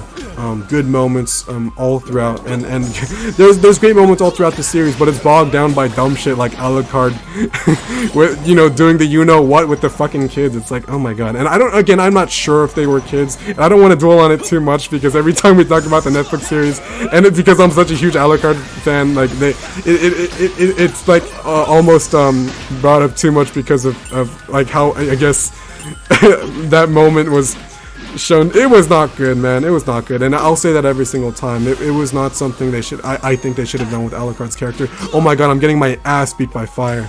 I hope I don't die in this one. No way, I'm way too powerful to die. I hope I don't. But yeah, man. Death voice should be Lil Jon. What, the death voice? I'll do the death voice when death pops up. It'll feel weird just doing it randomly. I wouldn't want to. But when he shows up, sure. I'm curious how long it'll take. For this chapter, I know, especially at the ending, this is where the fun begins, guys. This is where the story really showed a lot of promise in Grimoire of Souls. I remember in the original version, this was the second to last chapter that came out, and this was the last chapter. Like when the game like first came out, the chapter that we're playing right now, this is as far as you could go originally, I believe. Don't quote me on that, but I think this was like the as far as you can go in the 2019 version. What we're playing right now, and kind of getting one more chapter out of that and then a dead game, really, that's like major blue balls. Forgive me, but like holy shit, it left you hanging for sure, man. It not the best way to go about it, Konami, and of course I've expressed it in my Grimoire of Souls video and multiple and multiple times before. But this is where the story really showed that potential of becoming something super unique. I really liked it. And I'm really curious to see what you guys are gonna think of that interaction when we get there. And oh my god, I'm not doing good getting the achievements. I'll go back and get it myself. But man, the ending interaction, you guys will see. Especially when a certain you know who comes up. Yo, gotta catch up with chapter 3 a few hours ago, and it was an interesting one with the Richter talk about mental conflictions and struggles after Symphony of the Night. Yeah, so good to see you again, Matthew DD. I hope you're doing well, bro. I hope I expressed myself well. I think I could have expressed myself a little better, but I think I brought up a lot of the main points I wanted to discuss about it yesterday. I hope you guys understand my perspective though, of at least my interpretation of Richter's story. But I can see many different takes from it for sure. But I hope I did a good job. But I would love to hear, like, if you guys disagree, if you guys agree. Like, there is a lot of ways to kind of look at Richter's story. How the fuck do I get up there? What the fuck? that caught me really off guard. And of course, it's just probably gonna happen naturally through the level design. But they tease you like, yeah, I'm gonna have to go up eventually. Okay. But yeah, man, Richter's story is so fascinating to look at as a whole. As a whole, complete narrative, whether it was intentional or I have to wait now. Whether it was intentional or not, I think his story really became one that was really kind of tragic, and really shows the Belmont bloodline. And I guess oh my god, bro! Oh my god! Like, I'm really tripping on my platform, and oh my god. But yeah, if you guys want like my full thoughts on that, I guess watch chapter 3, the stream we did yesterday. It was a good ass time, but there are different ways to perceive it, and to perceive Richter's character arc throughout the Castlevania series, absolutely. And I am curious to hear what you guys think though, because there is many ways you can look at it. With the 1999 thing, because. Oh, let me read it. Because there are so many ideas of what could happen, it sets a lot of expectations for the older fans. It's easy to get disappointed in some cases. No, absolutely, man. Like, I mean, doing all the research for that 1999 video, My expectations for 1999, if I were to see it in some form, not counting Seal of the Eclipse, because I'm sure they're going to do their own thing with the lore and continuity, and that's absolutely fine, and I can't wait to see their interpretation of 1999, the Seal of the Eclipse project. Like, I'm looking forward to it. But like, in terms of an official project, my expectations are so fucking high. I'm not going to mince words there. Like, it has to be the best Castlevania game to kind of live up to the hype. It has to be better than Order of Ecclesia. It has to be better than fucking Symphony of the Night. Like, the scale of the game, the ambition, the story, the legacy. There's so much. I'm getting hyped just thinking about it. Again, go watch the I expressed all my thoughts there, or most of them anyway. But like, man, it for me, for 1999. Oh my god. The lag. That was weird. Apologies about that. For it to live up to the hype, it has to be the best of the best. And I think it's an unrealistic expectation, especially because we're most likely going to get it in animated form through the Netflix series before anything, because Konami's, Konami would rather make pachinko machines, and I guess we're seeing the product of their ambitions with this game, for better and worse. Very, depending on your perspective, one more than the other. But I'm having a damn good time with it either way. But yeah, man, my expectations are so high if I were to, if officially to seeing it being released. But again, Netflix, I think, is most likely gonna be the way they go about it. Holy shit, 19 people here. Good to see everyone coming through. Oh my god, this chapter's gonna be hyped though. The ending again. What happens after? What happens after? I don't know. I really don't know. So I wish Iga could have done something with that before he left Konami. That is like, the Quincy Morris and 1999, I really wish we could have gotten that before the Lords of Shadow series, because after Order of Ecclesia, man, after the DS trilogy, it was just, that was it. I feel like Castlevania hasn't been back since then, and it sucks. Oh my god, I think we're almost there. Oh wow, I guess this is maybe on the shorter end of the streams if we do the boss right now, but I think this is almost it. Oh my god. This Eros Maria is fighting the Vital Soul monster. You finally identified it. We should hurry then. Let's go to her. Wait, Genya Arcado. It's cool to see Simon call him that. Are you really ready for this? Don't you need equipment or ability enhancements? Nah, my Alucard is in the 40,000s, dude. Simon, relax, bro. I'll be more than fine. It seems to me as if you're rushing this. No, you're. Oh, wait, no. They're talking about. I thought they were trying to give me as a player a PSA, like, hey, upgrade your shit, but no. Simon's genuinely concerned for him in the context of the story. Okay, pretty. I like that. It seems to me as if you're rushing this. You're not acting yourself. Rushing, huh? This Maria is important to you, isn't it? Because they love each other. No, I'm just kidding. Hey, maybe. I suppose so. They're messing with the only fictional shipping I want. Grimoire of Souls is messing with my feelings, bro. Holy shit. No, I'm just kidding. I'm just fucking with you guys. Really, Mr. Arcado? Oh my god, this is so crazy. Really? My little sister? And wow, I like too how Richter considers Maria like a little sister. That's super. It's gonna be interesting too, because older Maria and Rondo of Blood Richter in the same plane of existence. I know they talk, and I know they have a pretty good interaction. I'm curious to see them expand on it though. That's gonna be pretty hype. Huh. And here I thought you pegged me as a stoic and unemotional. I'm impressed.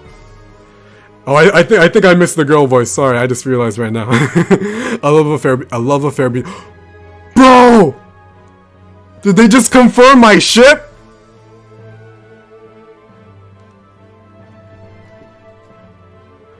I'm posting this on Twitter.com. No, I'm just kidding. I don't have a Twitter.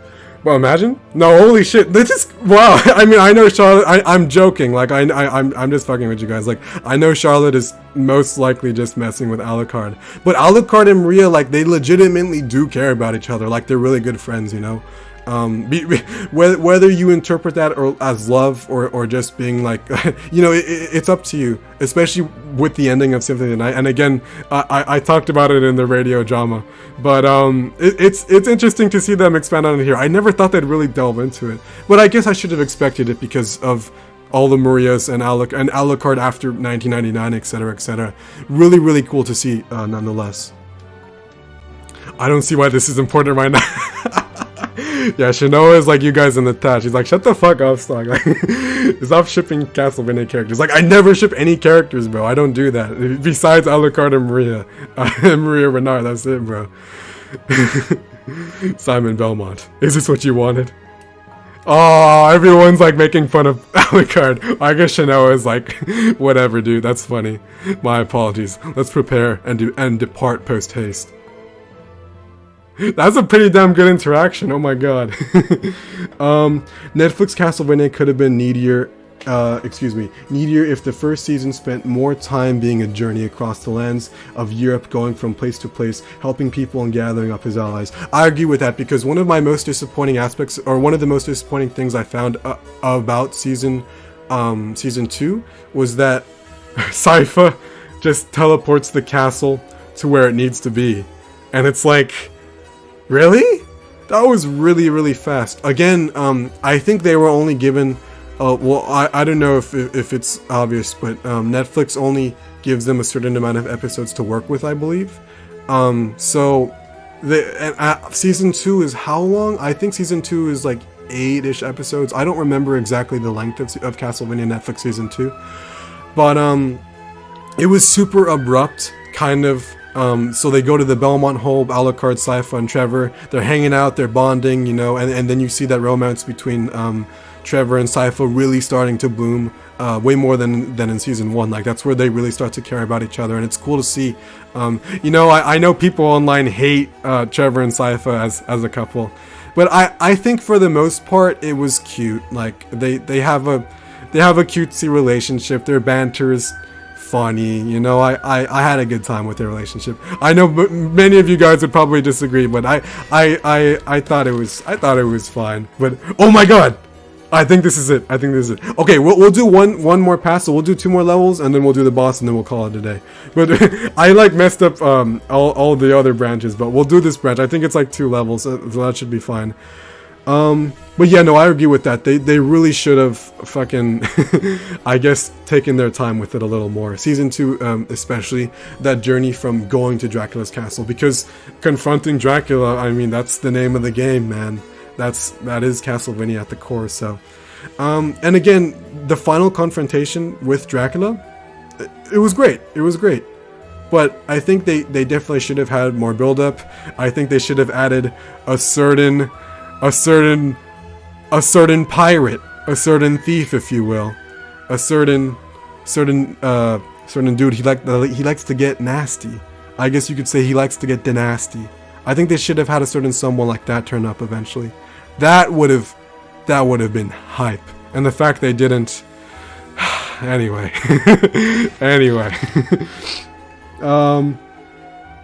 The lore and how they talk about 1999, it would have been nearly impossible to do it right now, especially of how people talk about 1999, about its cements its legacy. Myself included. I'm in that. I've hyped up 1999 so much, dude. Oh, by the way, is this a Vampire Hunter D reference? Is this D? D's nuts! Oh! No, I'm just fucking. Okay, we gotta start. Oh my god. But yeah, no. I'm definitely one of them. I have not helped in terms of, like, crawling expectations for what the 1999 experience could be. So yeah. Like I said earlier, it has to be the best of the best, man. Especially if it wants to live up to its legacy.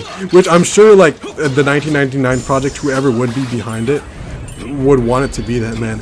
And I really think if Igarashi stayed at Konami, if things have played out differently, if Konami let him really realize his creative vision, I think we would have gotten 1999 years ago.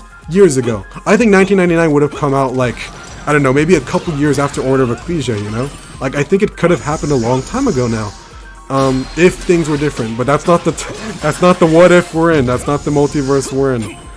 Oh man, the 1999 sounds a lot like for the Lords of Shadow kind of game. Considering you should cover so much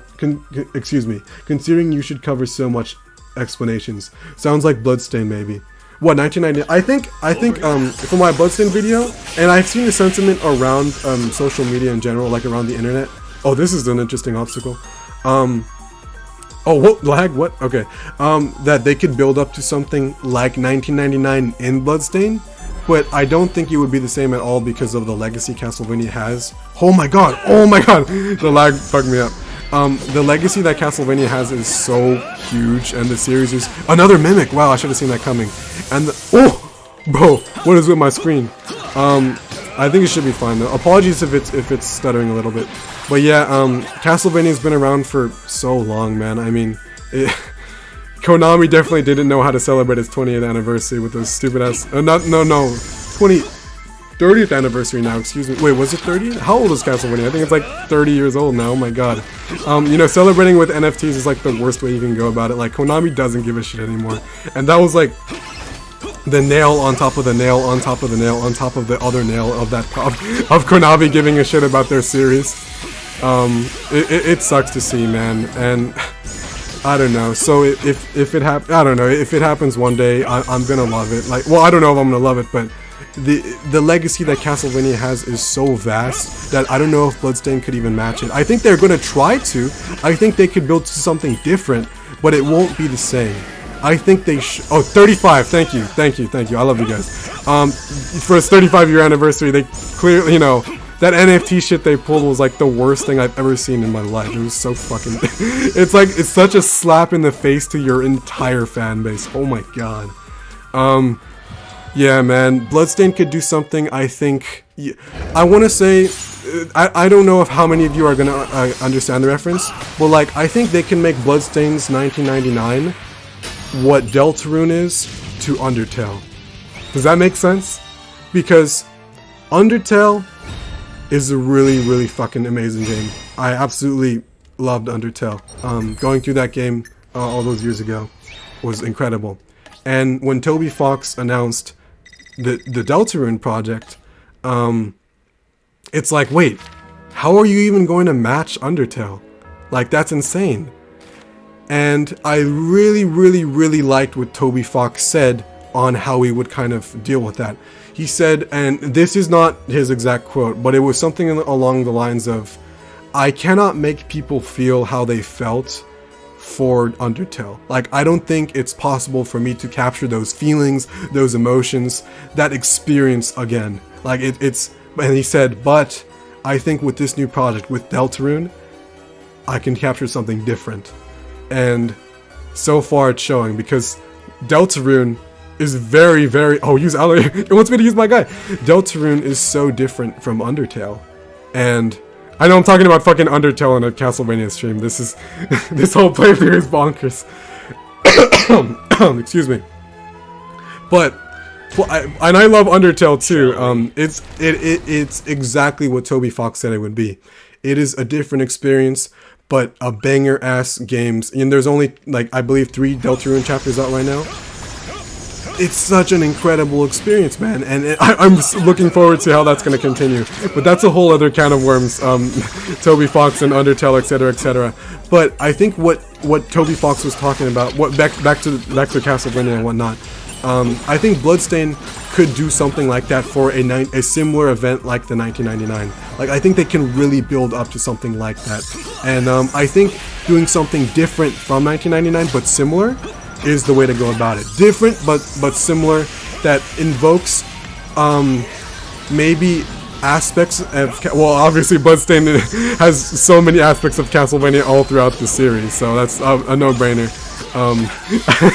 I did that one segment in my Bloodstained video, just like rapid fire comparing every Castlevania element in Bloodstained that I can find. I had a fun time editing that. It took like a decent amount of time too to find those, get all the footage for that, and then edit it together in like one rapid fire succession.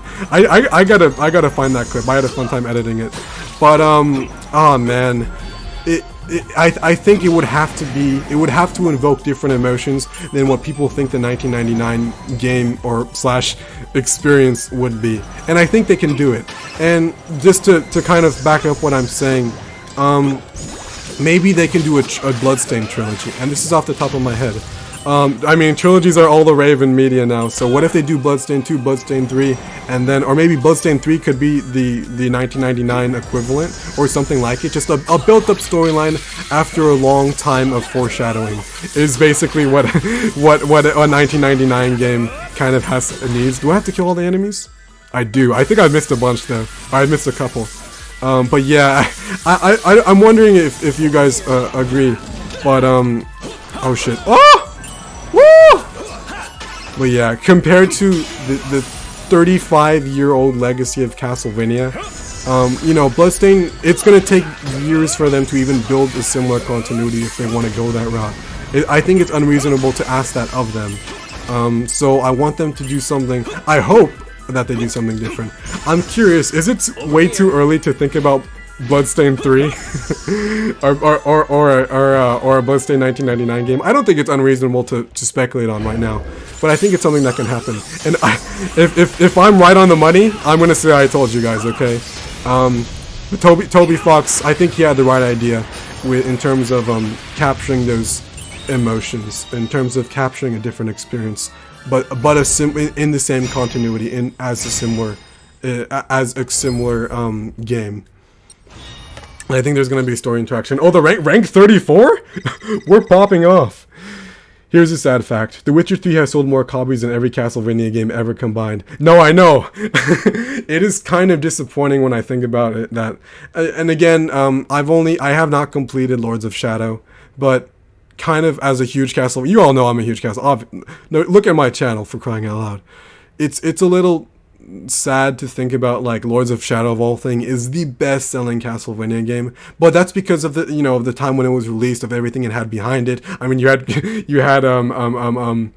Metal Gear's industry rockstar, what is his name? I literally follow him on Hideo Kojima. Why did I forget Hideo Kojima's name for like a minute there? You know, I think Hideo Kojima was involved a little bit. Like, Lords of Shadow had a lot behind it. So it is sad that Castlevania, I think if they made, like, okay, if they made real Castlevania games now, think about it. I think with Richter and Simon in Smash Bros. I think with the legacy that Symphony of the Night has, I think with the popularity of the Netflix show, all of these elements combined, if they released a new Castlevania game now, a real Castlevania game, like something on consoles, like so far I'm enjoying Grimoire of Souls, but it doesn't invoke the same feeling of Castlevania like the games that were under Igarashi, like the NES games. Oh man, the guy who created Castlevania, he's such an interesting character. Fun fact, the guy who created Castlevania, I forgot his name, he like literally disappeared from the video game industry after Castlevania 3, because him and his team, they worked on Castlevania 1, Castlevania 2, and Castlevania 3, and then after that they completely disappeared. I have no idea what happened to them, nobody knows what happened to them, but I remember that a long time ago, there was a fucking, I'm talking way too fast, wait, okay, a long time ago, no, I think someone found him, and I hope someone does an interview with the creator of Castlevania one day, because I would love to hear his thoughts on the series, on maybe Koji Igarashi's, I guess, take on the series of what it's now of Konami. What the hell would that be like? Or is that even unreasonable to ask? That might be unreasonable to ask. Oh my god, I have to move on. I had like a billion thoughts right there. I hope I expressed them all right now. Let's go. Good to see you here, bro. Castlevania was always more of a niche franchise compared to other franchises. Very true. Very true. But what I was trying to say is, with all the shit that's happened in the past couple of years, this past right now, if they released a Castlevania game because of everything that's happened, everything I listed before, I think it would sell much better than expected, much better than previously. And if they did something like a 1999 game, man, I think it could and would be successful. Anyway, the fight is getting tougher by the day. I need to train so I can go in at full strength at any time. I hear the crack of a whip. Is someone else here? Oh, I love this Jonathan photo. Oh, I'm sorry, this Jonathan portrait. I've got to keep going. I have to do better. Jonathan, you've been training for hours. How much longer do you think you'll need? I burped again. Oh my god. I didn't have lunch that long ago. I guess it's recently. Anyway, as long as it takes. Actually, what time is it now? Yeah, okay, so we'll do, we'll do the boss after this. That's gonna be insane. Okay. As long as it takes. I need to master this whip. And he's starting up again. He'll collapse at this rate. I'm impressed that you're still training at a time like this, Jonathan. Oh my god. Hey, this, no. Jonathan Morse and Richter Belmont talking casually? Very hype. I mean, if you guys played Portrait of Ruin, you know, man. I really hope Jonathan talks about him fighting Richter's spirit that was in the whip. I hope he talks to him about that. Oh, he's probably thinking about it right now. I'm getting ahead of myself. Okay. Oh, Richter. Am I not wanted here? Sorry, it's not you. It's just... Don't pay him any mind, Richter. He's just nervous being around someone as great as you. I'm not nervous. I'm just... Well... Come on, you can talk to me. I want to be as strong as those who held this whip before me. Fighting with the monsters of the... Fighting... Oh! What did I say? Hey, bro! I can read this story. I can, like, predict this story pretty damn well so far. A lot of the interactions, I find myself predicting what they're talking about a lot. But anyway, that's super, super cool. Oh, man, this is great. Okay. Fighting with... Very fan servicey, obviously. Like, this would not happen under any normal circumstances. But the fact that it is... Very cool. Very cool.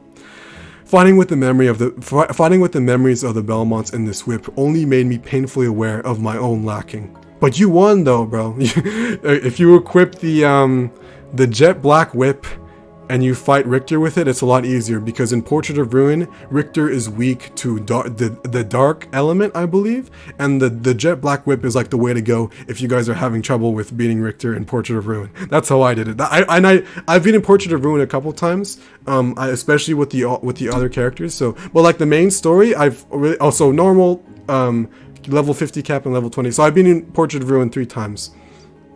I'll beat level 1 one day, but that's how you beat Richter Belmont. Anyway, oh, spoilers for, I guess, that Portrait of Ruin boss, which is, I think, honestly, Jonathan's fight with Richter is one of the coolest boss fights in the series. I'd love to talk about, like, every boss fight in this series one day. That would, maybe later down the line, after the Grimoire of Souls project and after the End of the World video.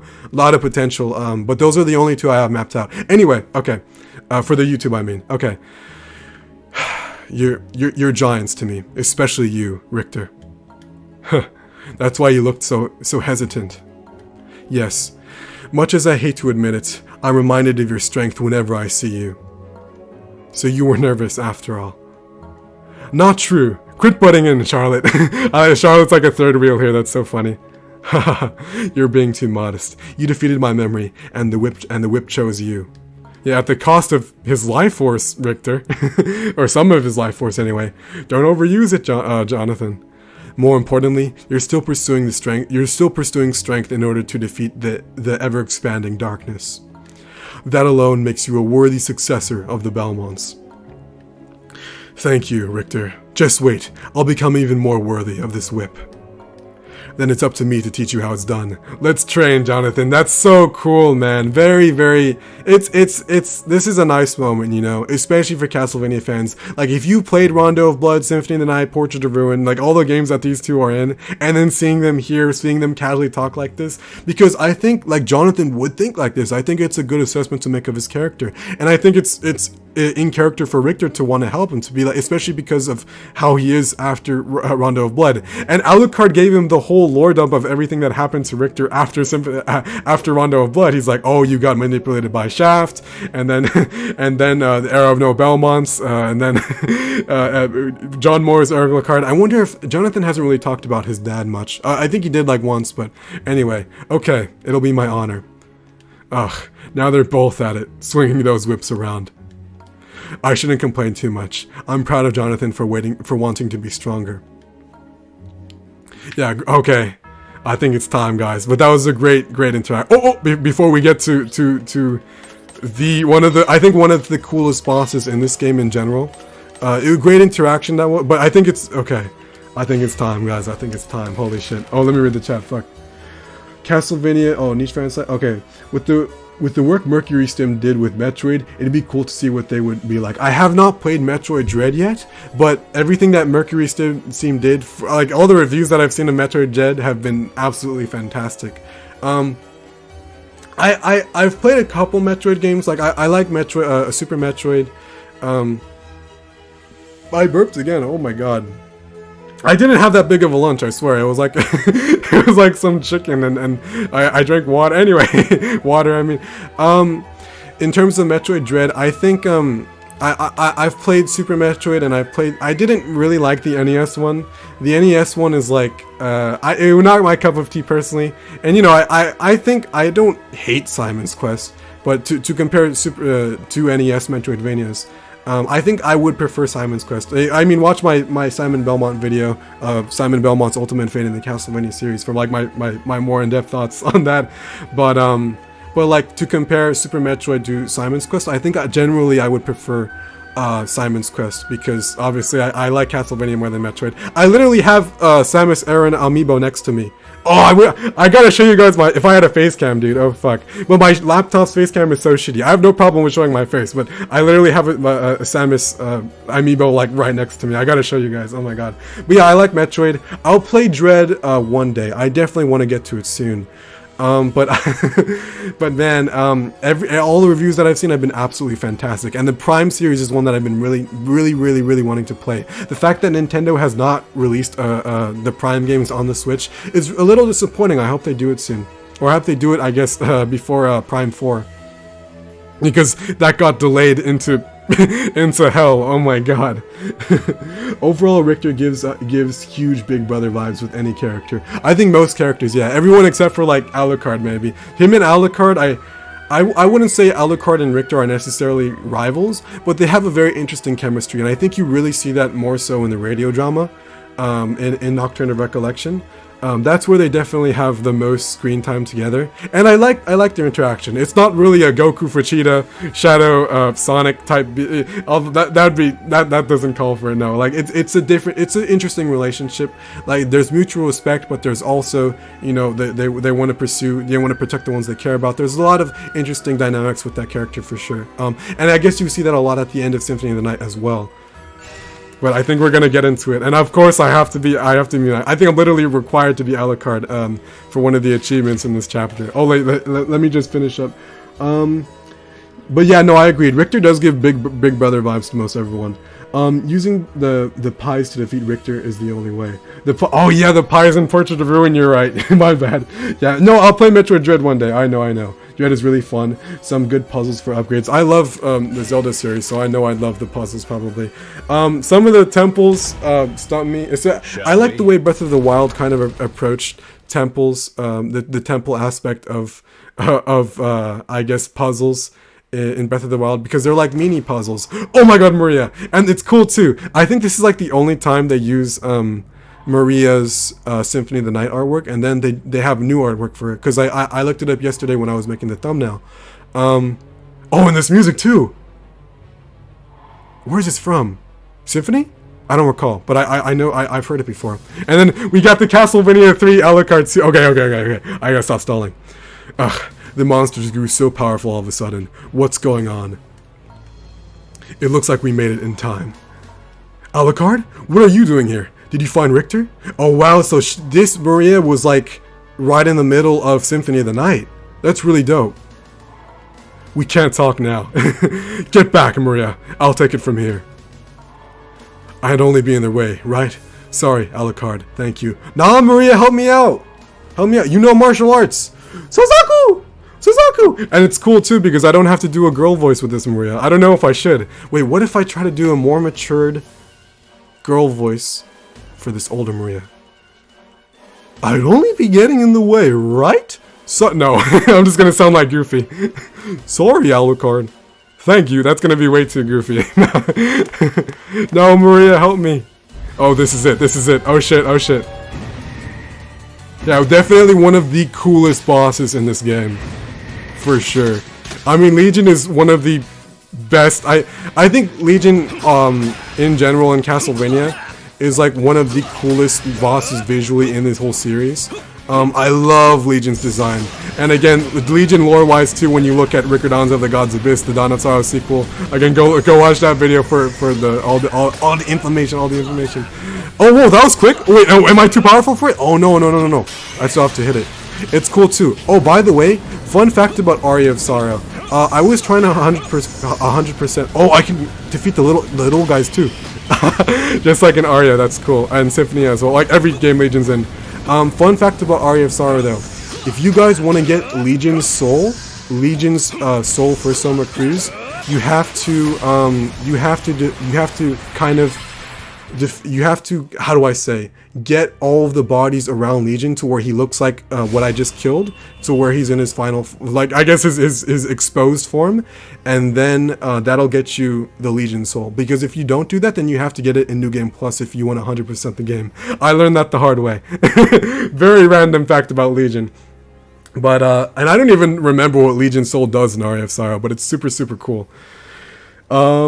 Nah, the goofy voice for older Mario is perfect. Bro, I don't know. The evolution, dude. Oh my god. Nah, man, just do goofy voice with old goofy. Oh, okay. I'll when she comes up again, I'll have to really stretch my vocal cords for it. But Legion is one of my favorite Castlevania bosses to look at. Big ball of it. It's so cool. Legion lore-wise, Legion is one of the coolest bosses, I think. And like in Metroidvanias in general, it's such a great boss. And again, I think Richter Belmont more than anything really made me appreciate Legion in a way I didn't before. Because again, the whole castle being corpses. I don't want to get into it again, but man, it's so cool. Okay, well done, Mr. Arcado. Now the original text should be restored to the Grimoire. Go secure the Vital Soul and come back out. Understood. Oh, I remember this.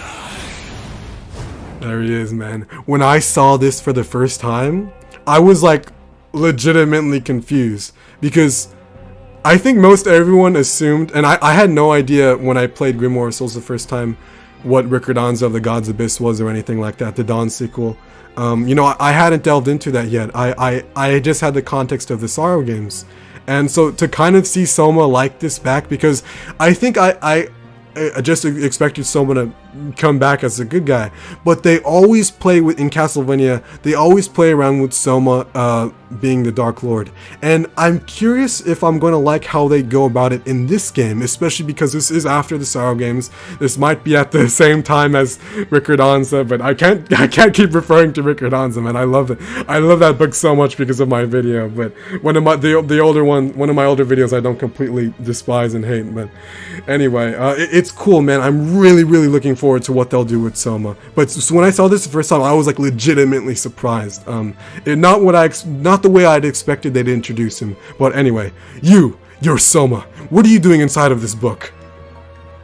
Alucard, it's been a while. And look at that face, man. It's so cool. Like I couldn't find a full portrait of this evil Soma we have here. I think it's only just this one for the text box.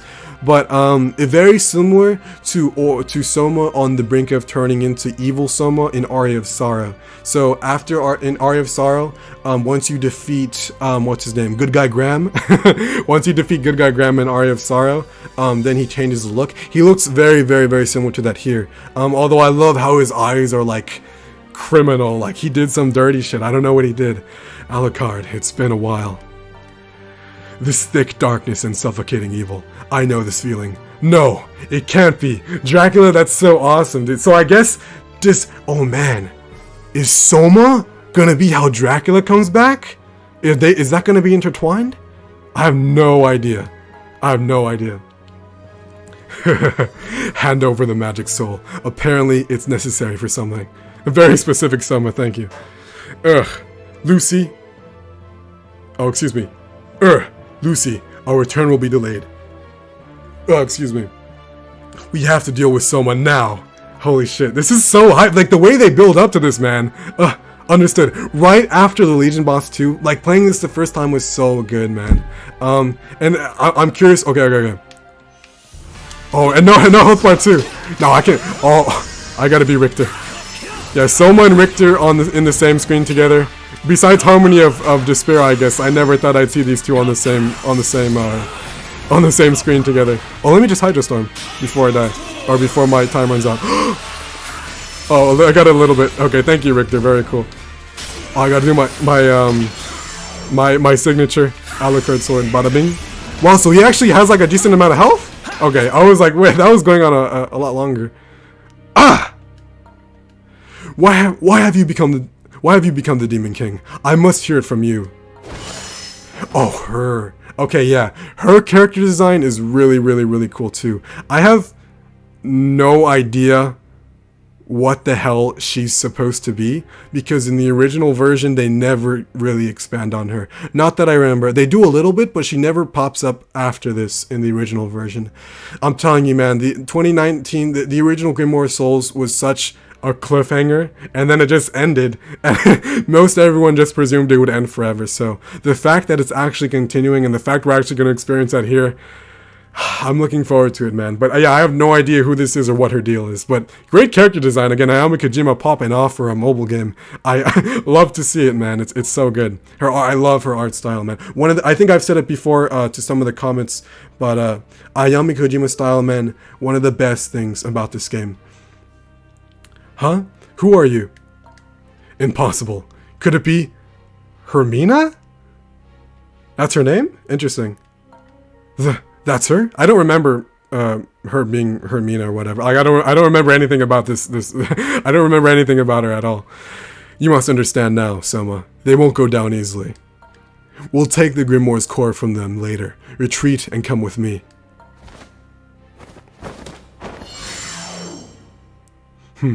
If you insist. They've escaped. Who's that woman? That's exactly who was that woman? You and Lucy seem to recognize her. That was Hermina. She was a mage in our organization. So, speaking of Elgos being evil, but I guess, wait a second. She's a redhead. Is she Isaac's? No. ever since that idea was put in my head yesterday, I haven't been like thinking about it, but now that I am thinking about it right now, if she's related to Isaac, I'm going to lose my shit. Don't tell me. Please don't spoil anything in the chat. I'm thinking about it too much though. That was Hermina. She was a mage in our organization. Until she fled with several grimoires a few years back, never to be seen again. What? That's what I'm saying, Alucard. This requires a better explanation. Return to us, Mr. Arcado. Please give me the lore. Alright. Yeah, what the hell? Dude. This was the peak of the original version story, in my opinion. Like this was the point, man. This was the point where the fun began. That's why I titled it, like this is where the fun happened. Like the potential, just the concept of Soma coming back evil, and the I guess the lore of Elgos when now that they're actually like semi-delving into it. Super cool stuff, and I think they can do a good job expanding on it in the future chapters. I'm looking forward to seeing where they go with it. You successfully returned, Maria. You successfully returned, Maria, and prevented the text from being overridden. The vital soul is also safely sealed away. However, who was that young man? The Holy Whip was reacting strongly to him. And that dark power was so familiar. We must have met somewhere before. Dracula, oh my god, that's so cool, man. Of course, the vampire killers. They don't really, the vampire killer having the Lord of the Rings, what's that sword in Lord of the Strings? In what? Strings? In the sword in Lord of the Rings that lights up when, like, goblins are near? I believe it's Sting. The one that Frodo Baggins has, and Bilbo before him. The vampire killer is similar, where like it reacts when vampires and like dark. I don't know if it's for all demons, but for vampires specifically, especially because of Lament of Innocence and that being Leon's main mission to defeat Walter Bernhardt and everything. Super cool to see. It's an aspect of the whip I don't see too often. I think it mainly Lament of Innocence, but okay. His name is Soma Cruz. He is Japanese, but he is Count Dracula. What? How? Oh my god, Alucard has to explain the lore to everyone now. That's so cool. Do you remember when I told you of the solar eclipse ritual in 1999? The body and magic of Dracula were separated and sealed into a solar eclipse. We sealed the castle and destroyed his body, but his soul was reincarnated. So you're saying his soul's been reincarnated into Soma Cruz? Yes. I'm sorry. I know you guys are talking in the chat. I'll read it in a bit. Yes. While just his soul for now, we don't know when he'll awaken as a lord of the monsters. That's crazy. So he's not in full Dracula form yet, like in Julius mode and Dawn of Sorrow. But very similar. Obviously, they took the vibe and I guess some of the design of his boss encounter in Julius mode, which is super cool. Like very similar. Like literally, the moves he was doing are from his Dawn of Sorrow fight. It's awesome to see. That's why I started working in the Japanese national security to keep an eye on him. That's interesting. Alucard joining specifically for Soma?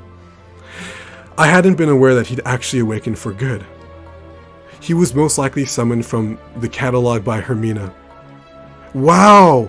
Wait, so are you saying that this version of Soma Cruz is not the real person? Because in this point in the timeline after the Sorrow games, Soma Cruz is a real person, like Soma Cruz is walking around. So are you telling me that Soma Cruz is in the same vein of Simon and Maria and... That lady? That lady? That's really interesting. Holy shit. If that's true, I wonder. So if it's a book version of it, that's a little disappointing. I had hoped that Soma would be like Alucard, like an actual real person, because he is alive at this time. Very interesting to think about. Yes, she was once a truly exceptional mage of our organization. Oh, excuse me. Wait. I thought I saw something. Okay, we cannot have developed the method to enter the Grimoires were it not for her talents. But one day she changed. She destroyed most of our research on the Grimoires. Then she stole several of them. She stole several of them out, causing mass panic. We feared we could no longer continue our research. Wow, this is... I don't remember much of this at all, especially in terms of Hermina and Soma. But then, how are we able to enter Grimoires now? And weren't we summoned from the catalog? A brilliant woman joined us and performed a miracle. So I'm guessing Hermina has the same magical capabilities as Lucy. That's really interesting.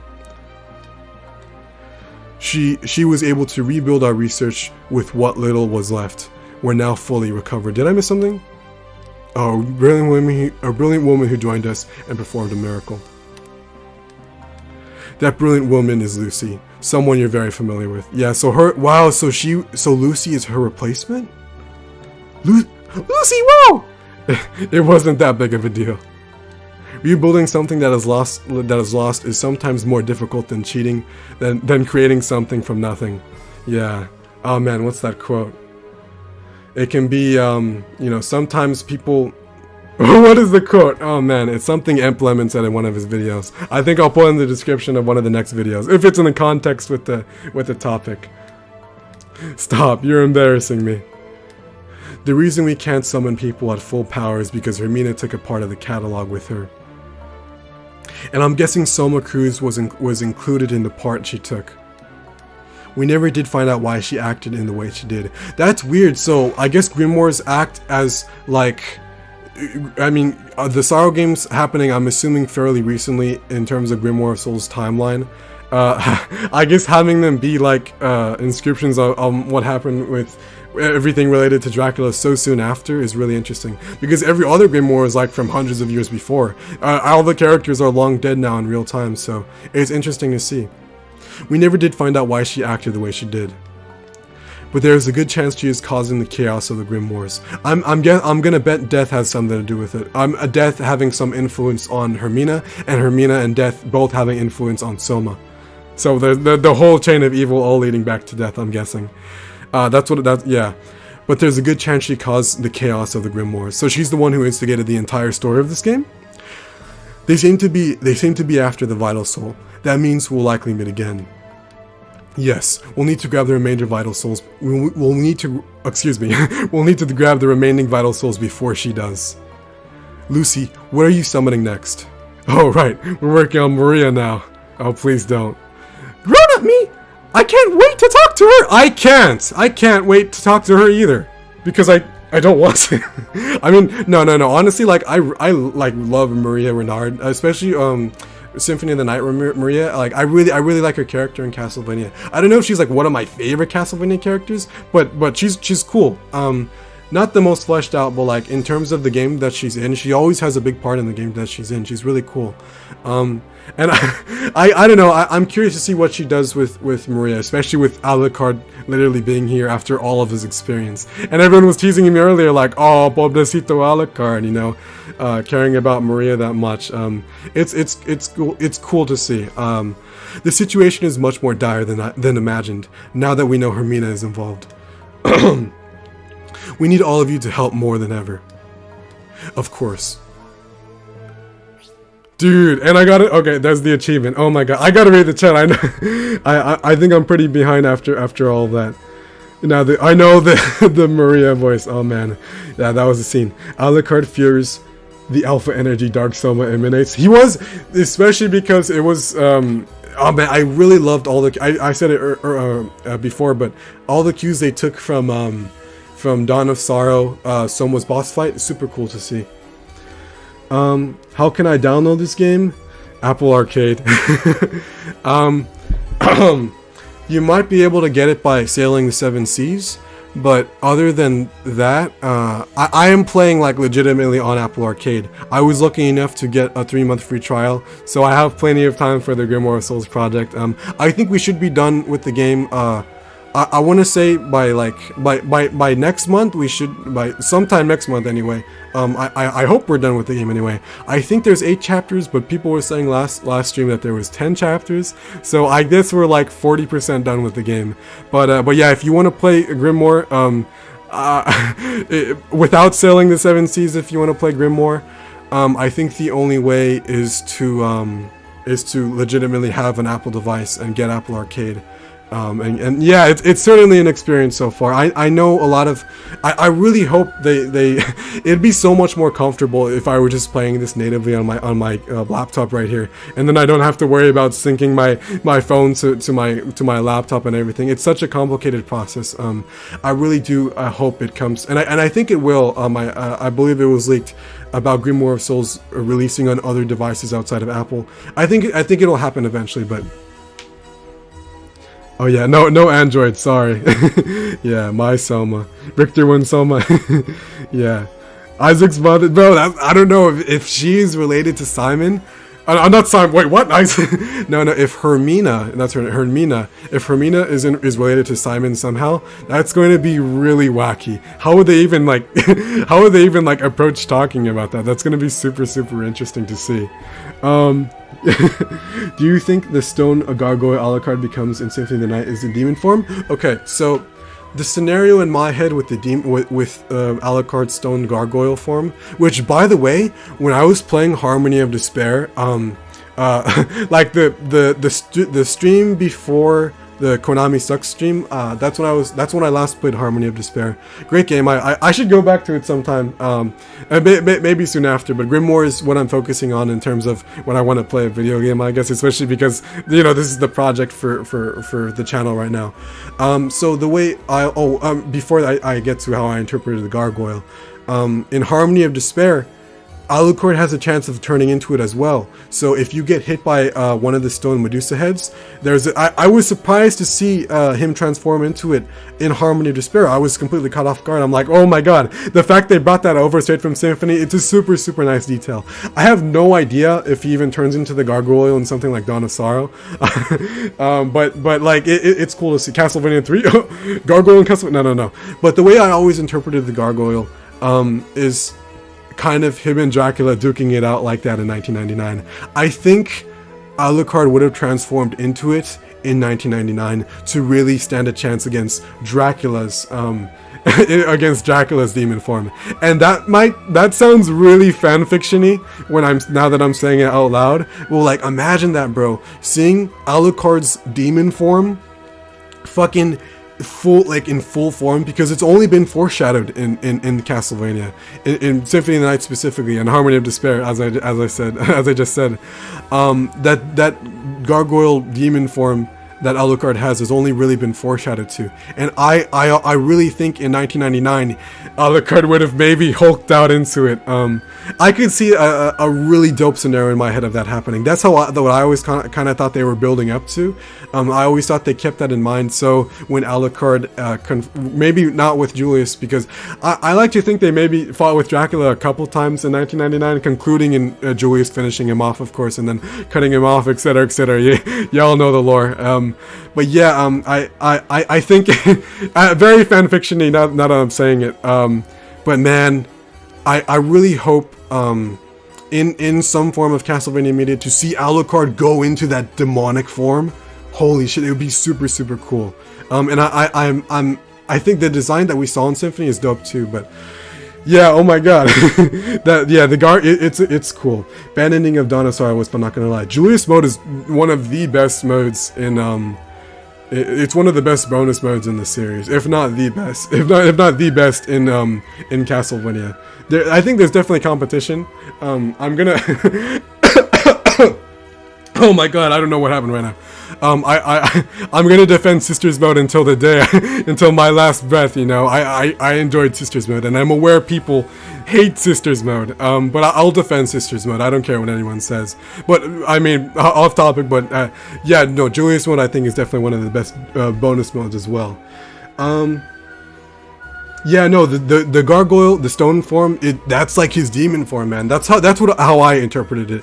I could definitely see different takes depending, but I think it was like a demon form, extremely similar to Dracula and Rondo of Blood, like how he turns into that dragon monster thing. The Smash Bros. Boss, that dragon form is in a lot of games, but obviously Symphony of the Night Rondo of Blood is where it's most prominent, I believe. Soma became like Josuke in Rohan, in the Rohan oh, I remember, I love Rohan in JoJo. In part 5 where he's still present there, but only does small cameos with no relevancy. Damn, that sucks to see. I guess I know we're probably not gonna unlock Soma until the end of the game, but I guess seeing him not oh wait, I didn't mean to click on that. I wanted to get the achievements. Yeah, I'm guessing we're not gonna get Soma until the very end of this game, so it'll be interesting to see how they kind of go about it. But whatever they do with him, I hope they represent him well. So far, so much potential to get him right, and from that little interaction we saw, it's definitely really, really, really cool. Sisters mode was, yeah, I'll defend Sisters mode forever, man. I don't even care. Stocke, at this point I'm having dreams that Alucard becomes Morbius right before he fights Dracula, along with Julius and the fucking Belmontes, the Lucards, and you got the whole Vampire Hunter squad in 1999. Alucard, I'm beginning to no, that's a nightmare scenario. I don't know. If Alucard makes a Morbius reference, I'm gonna be depressed for a long time. I'm gonna be depressed for a very, very long time. I'm gonna be very sad. Orlok demon form is oh yeah, I guess Orlok. So okay, you know, now that I'm thinking about it, vampires in Castlevania are represented with a demon form a lot. That's kind of crazy. Oh, my dispatches came back. I'll do that off screen. I don't care. That's more gacha. Oh, speaking of gacha game bullshit, before we end the stream, what do you? I think we have to. Oh, and we get the new chapter 2. Okay, so this will be the new pool summon. Oh my god. Wait, actually, what's the card for this one? Oh. Is it a gun? Oh, the guns are for Charlotte. Oh, not Charlotte, Shinoa. Okay, one gacha game bullshit and then we'll end the stream. But yeah, oh my god. Alucard is secretly Morbius, and Morbius is... I forget Morbius is a vampire too. I actually haven't seen the movie Morbius. I saw the end credits, both of the end credit scenes of Morbius on YouTube, but besides the memes, I don't want to experience the movie. Honestly, I think the end credit scene of Morbius is like the most important thing that happened in that show. Or not the show, I'm sorry, in that movie. Super, I don't know, man, Morbius is certainly something else. Oh, 4-star? No, 5-star? Ooh, ooh, ooh. Oh, no, I finally have something more for Shinoa. That's dope. Okay. I'm going to try to get... I did make an effort to make everyone more drippy in this stream, for sure. I hope you guys liked all the new skins. I'm going to try to mix up the skins for sure. Getting skins in this game can take a decent amount of grinding. but I don't think it's like terrible amount of grinding. Like if you have the right materials and if you are patient, I guess you can get a lot of the skins, and they're really good skins. A lot of them are really good callbacks to the series. Like so many references, man. It's great to see. Sisters mode is a fun way to spend a few hours. Yeah, Sisters mode is a great way to spend a few hours. No, I'm just kidding. No, I like Sisters mode a lot, man. I don't know. Maybe I'll make a video definitively explaining all my thoughts defending Sisters mode. But I'm sad to see when people like bash on Sisters mode without so heavily. It's like it's not that bad. Like, it has a lot of great aspects to it. Sisters mode is one of those Castlevania bonus modes that goes, I said I do one thing, but I'm addicted to gambling. I'm sorry. Help! No, man, it's like, I don't know. It's wait. Oh, I'm like super behind in chat right now. Yeah, Alucard sweep? No! No. Oh man, Alvis and Jeeble. I guess I was Jeeble and Castlevania disappointed me. The fact that Orlok Dracul, the vampire that Robbie Belgrade fucking plays in Bloodstained, I really wish they made him playable, because they would have just made him an Alucard clone, which would be so cool to be playing Alucard's playstyle in Bloodstained. That'd be the coolest shit. So super mega potential for a future DLC. Or Bloodstained 2. I really hope OD comes back, and because I really love everything they do. Obviously, Alucard being my favorite character in Castlevania. OD was such a treat, and I've talked about it a little before, but seeing OD in Bloodstained, like, it was great fan service. Like, that's a really good example of like really well done fan service, for sure. We watch Alucard go down his gambling addiction. Once again. Okay.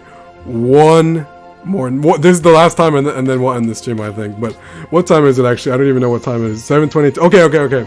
Let me just skip this one. Oh my god. Okay. Oh, I got something for Simon. That's good. But then again, I have a bunch of good weapons for Simon. Well, yeah. Holy shit, guys. This was definitely a really good chapter. I think it was on the shorter side of the streams. Let me hit you guys with the be right back real quick. I'm gonna go bada boom. But yeah, oh my god, there's a lot to consider with this chapter for sure. A lot of really great moments. Oh wait, no, not thank you for watching. Wait. I gotta set the good music. I gotta go over here, and then I gotta desync my phone. Bada bing, bada boom, and then I gotta bada boom, and then we gotta play some banger ass shit. Do I have any Castlevania music here? Besides the one I already played. Oh, hell yeah. After Confession from Harmony of, what's it called? From Harmony of Despair. So good. Such a classic bop. And now let me go to the bada bing, bada boom. But yeah, guys, and let me go to OBS just real quick. Great ass stream. A lot to consider. This is definitely one of the most story-packed, I guess, kind of developments in our Grimoire of Souls story. But a lot of great moments. Thank you everyone for coming in. It was good. I really enjoyed my time with this one. I'm not streaming again tomorrow. I did it back to back, so I'm gonna take a couple of days off. It shouldn't be too long. Today's Sunday, so sometime next week. A couple days. I'll let you guys know on the community tab as per usual. I guess that'll be chapter 5, the last familiar chapter, and then we're into the unknown. So I'm looking forward to it, man. It's gonna be really cool. Sisters mode, Lauren. Sisters mode for life, bro. I'm gonna stand by Sisters mode forever. But okay, thank you guys for tuning in. I hope you have a good rest of the day, good rest of the night, wherever in the world you are. But thank you guys. It's a great stream. Much love. I'll see you guys on the next stream. But until then, peace. All right, take care, guys.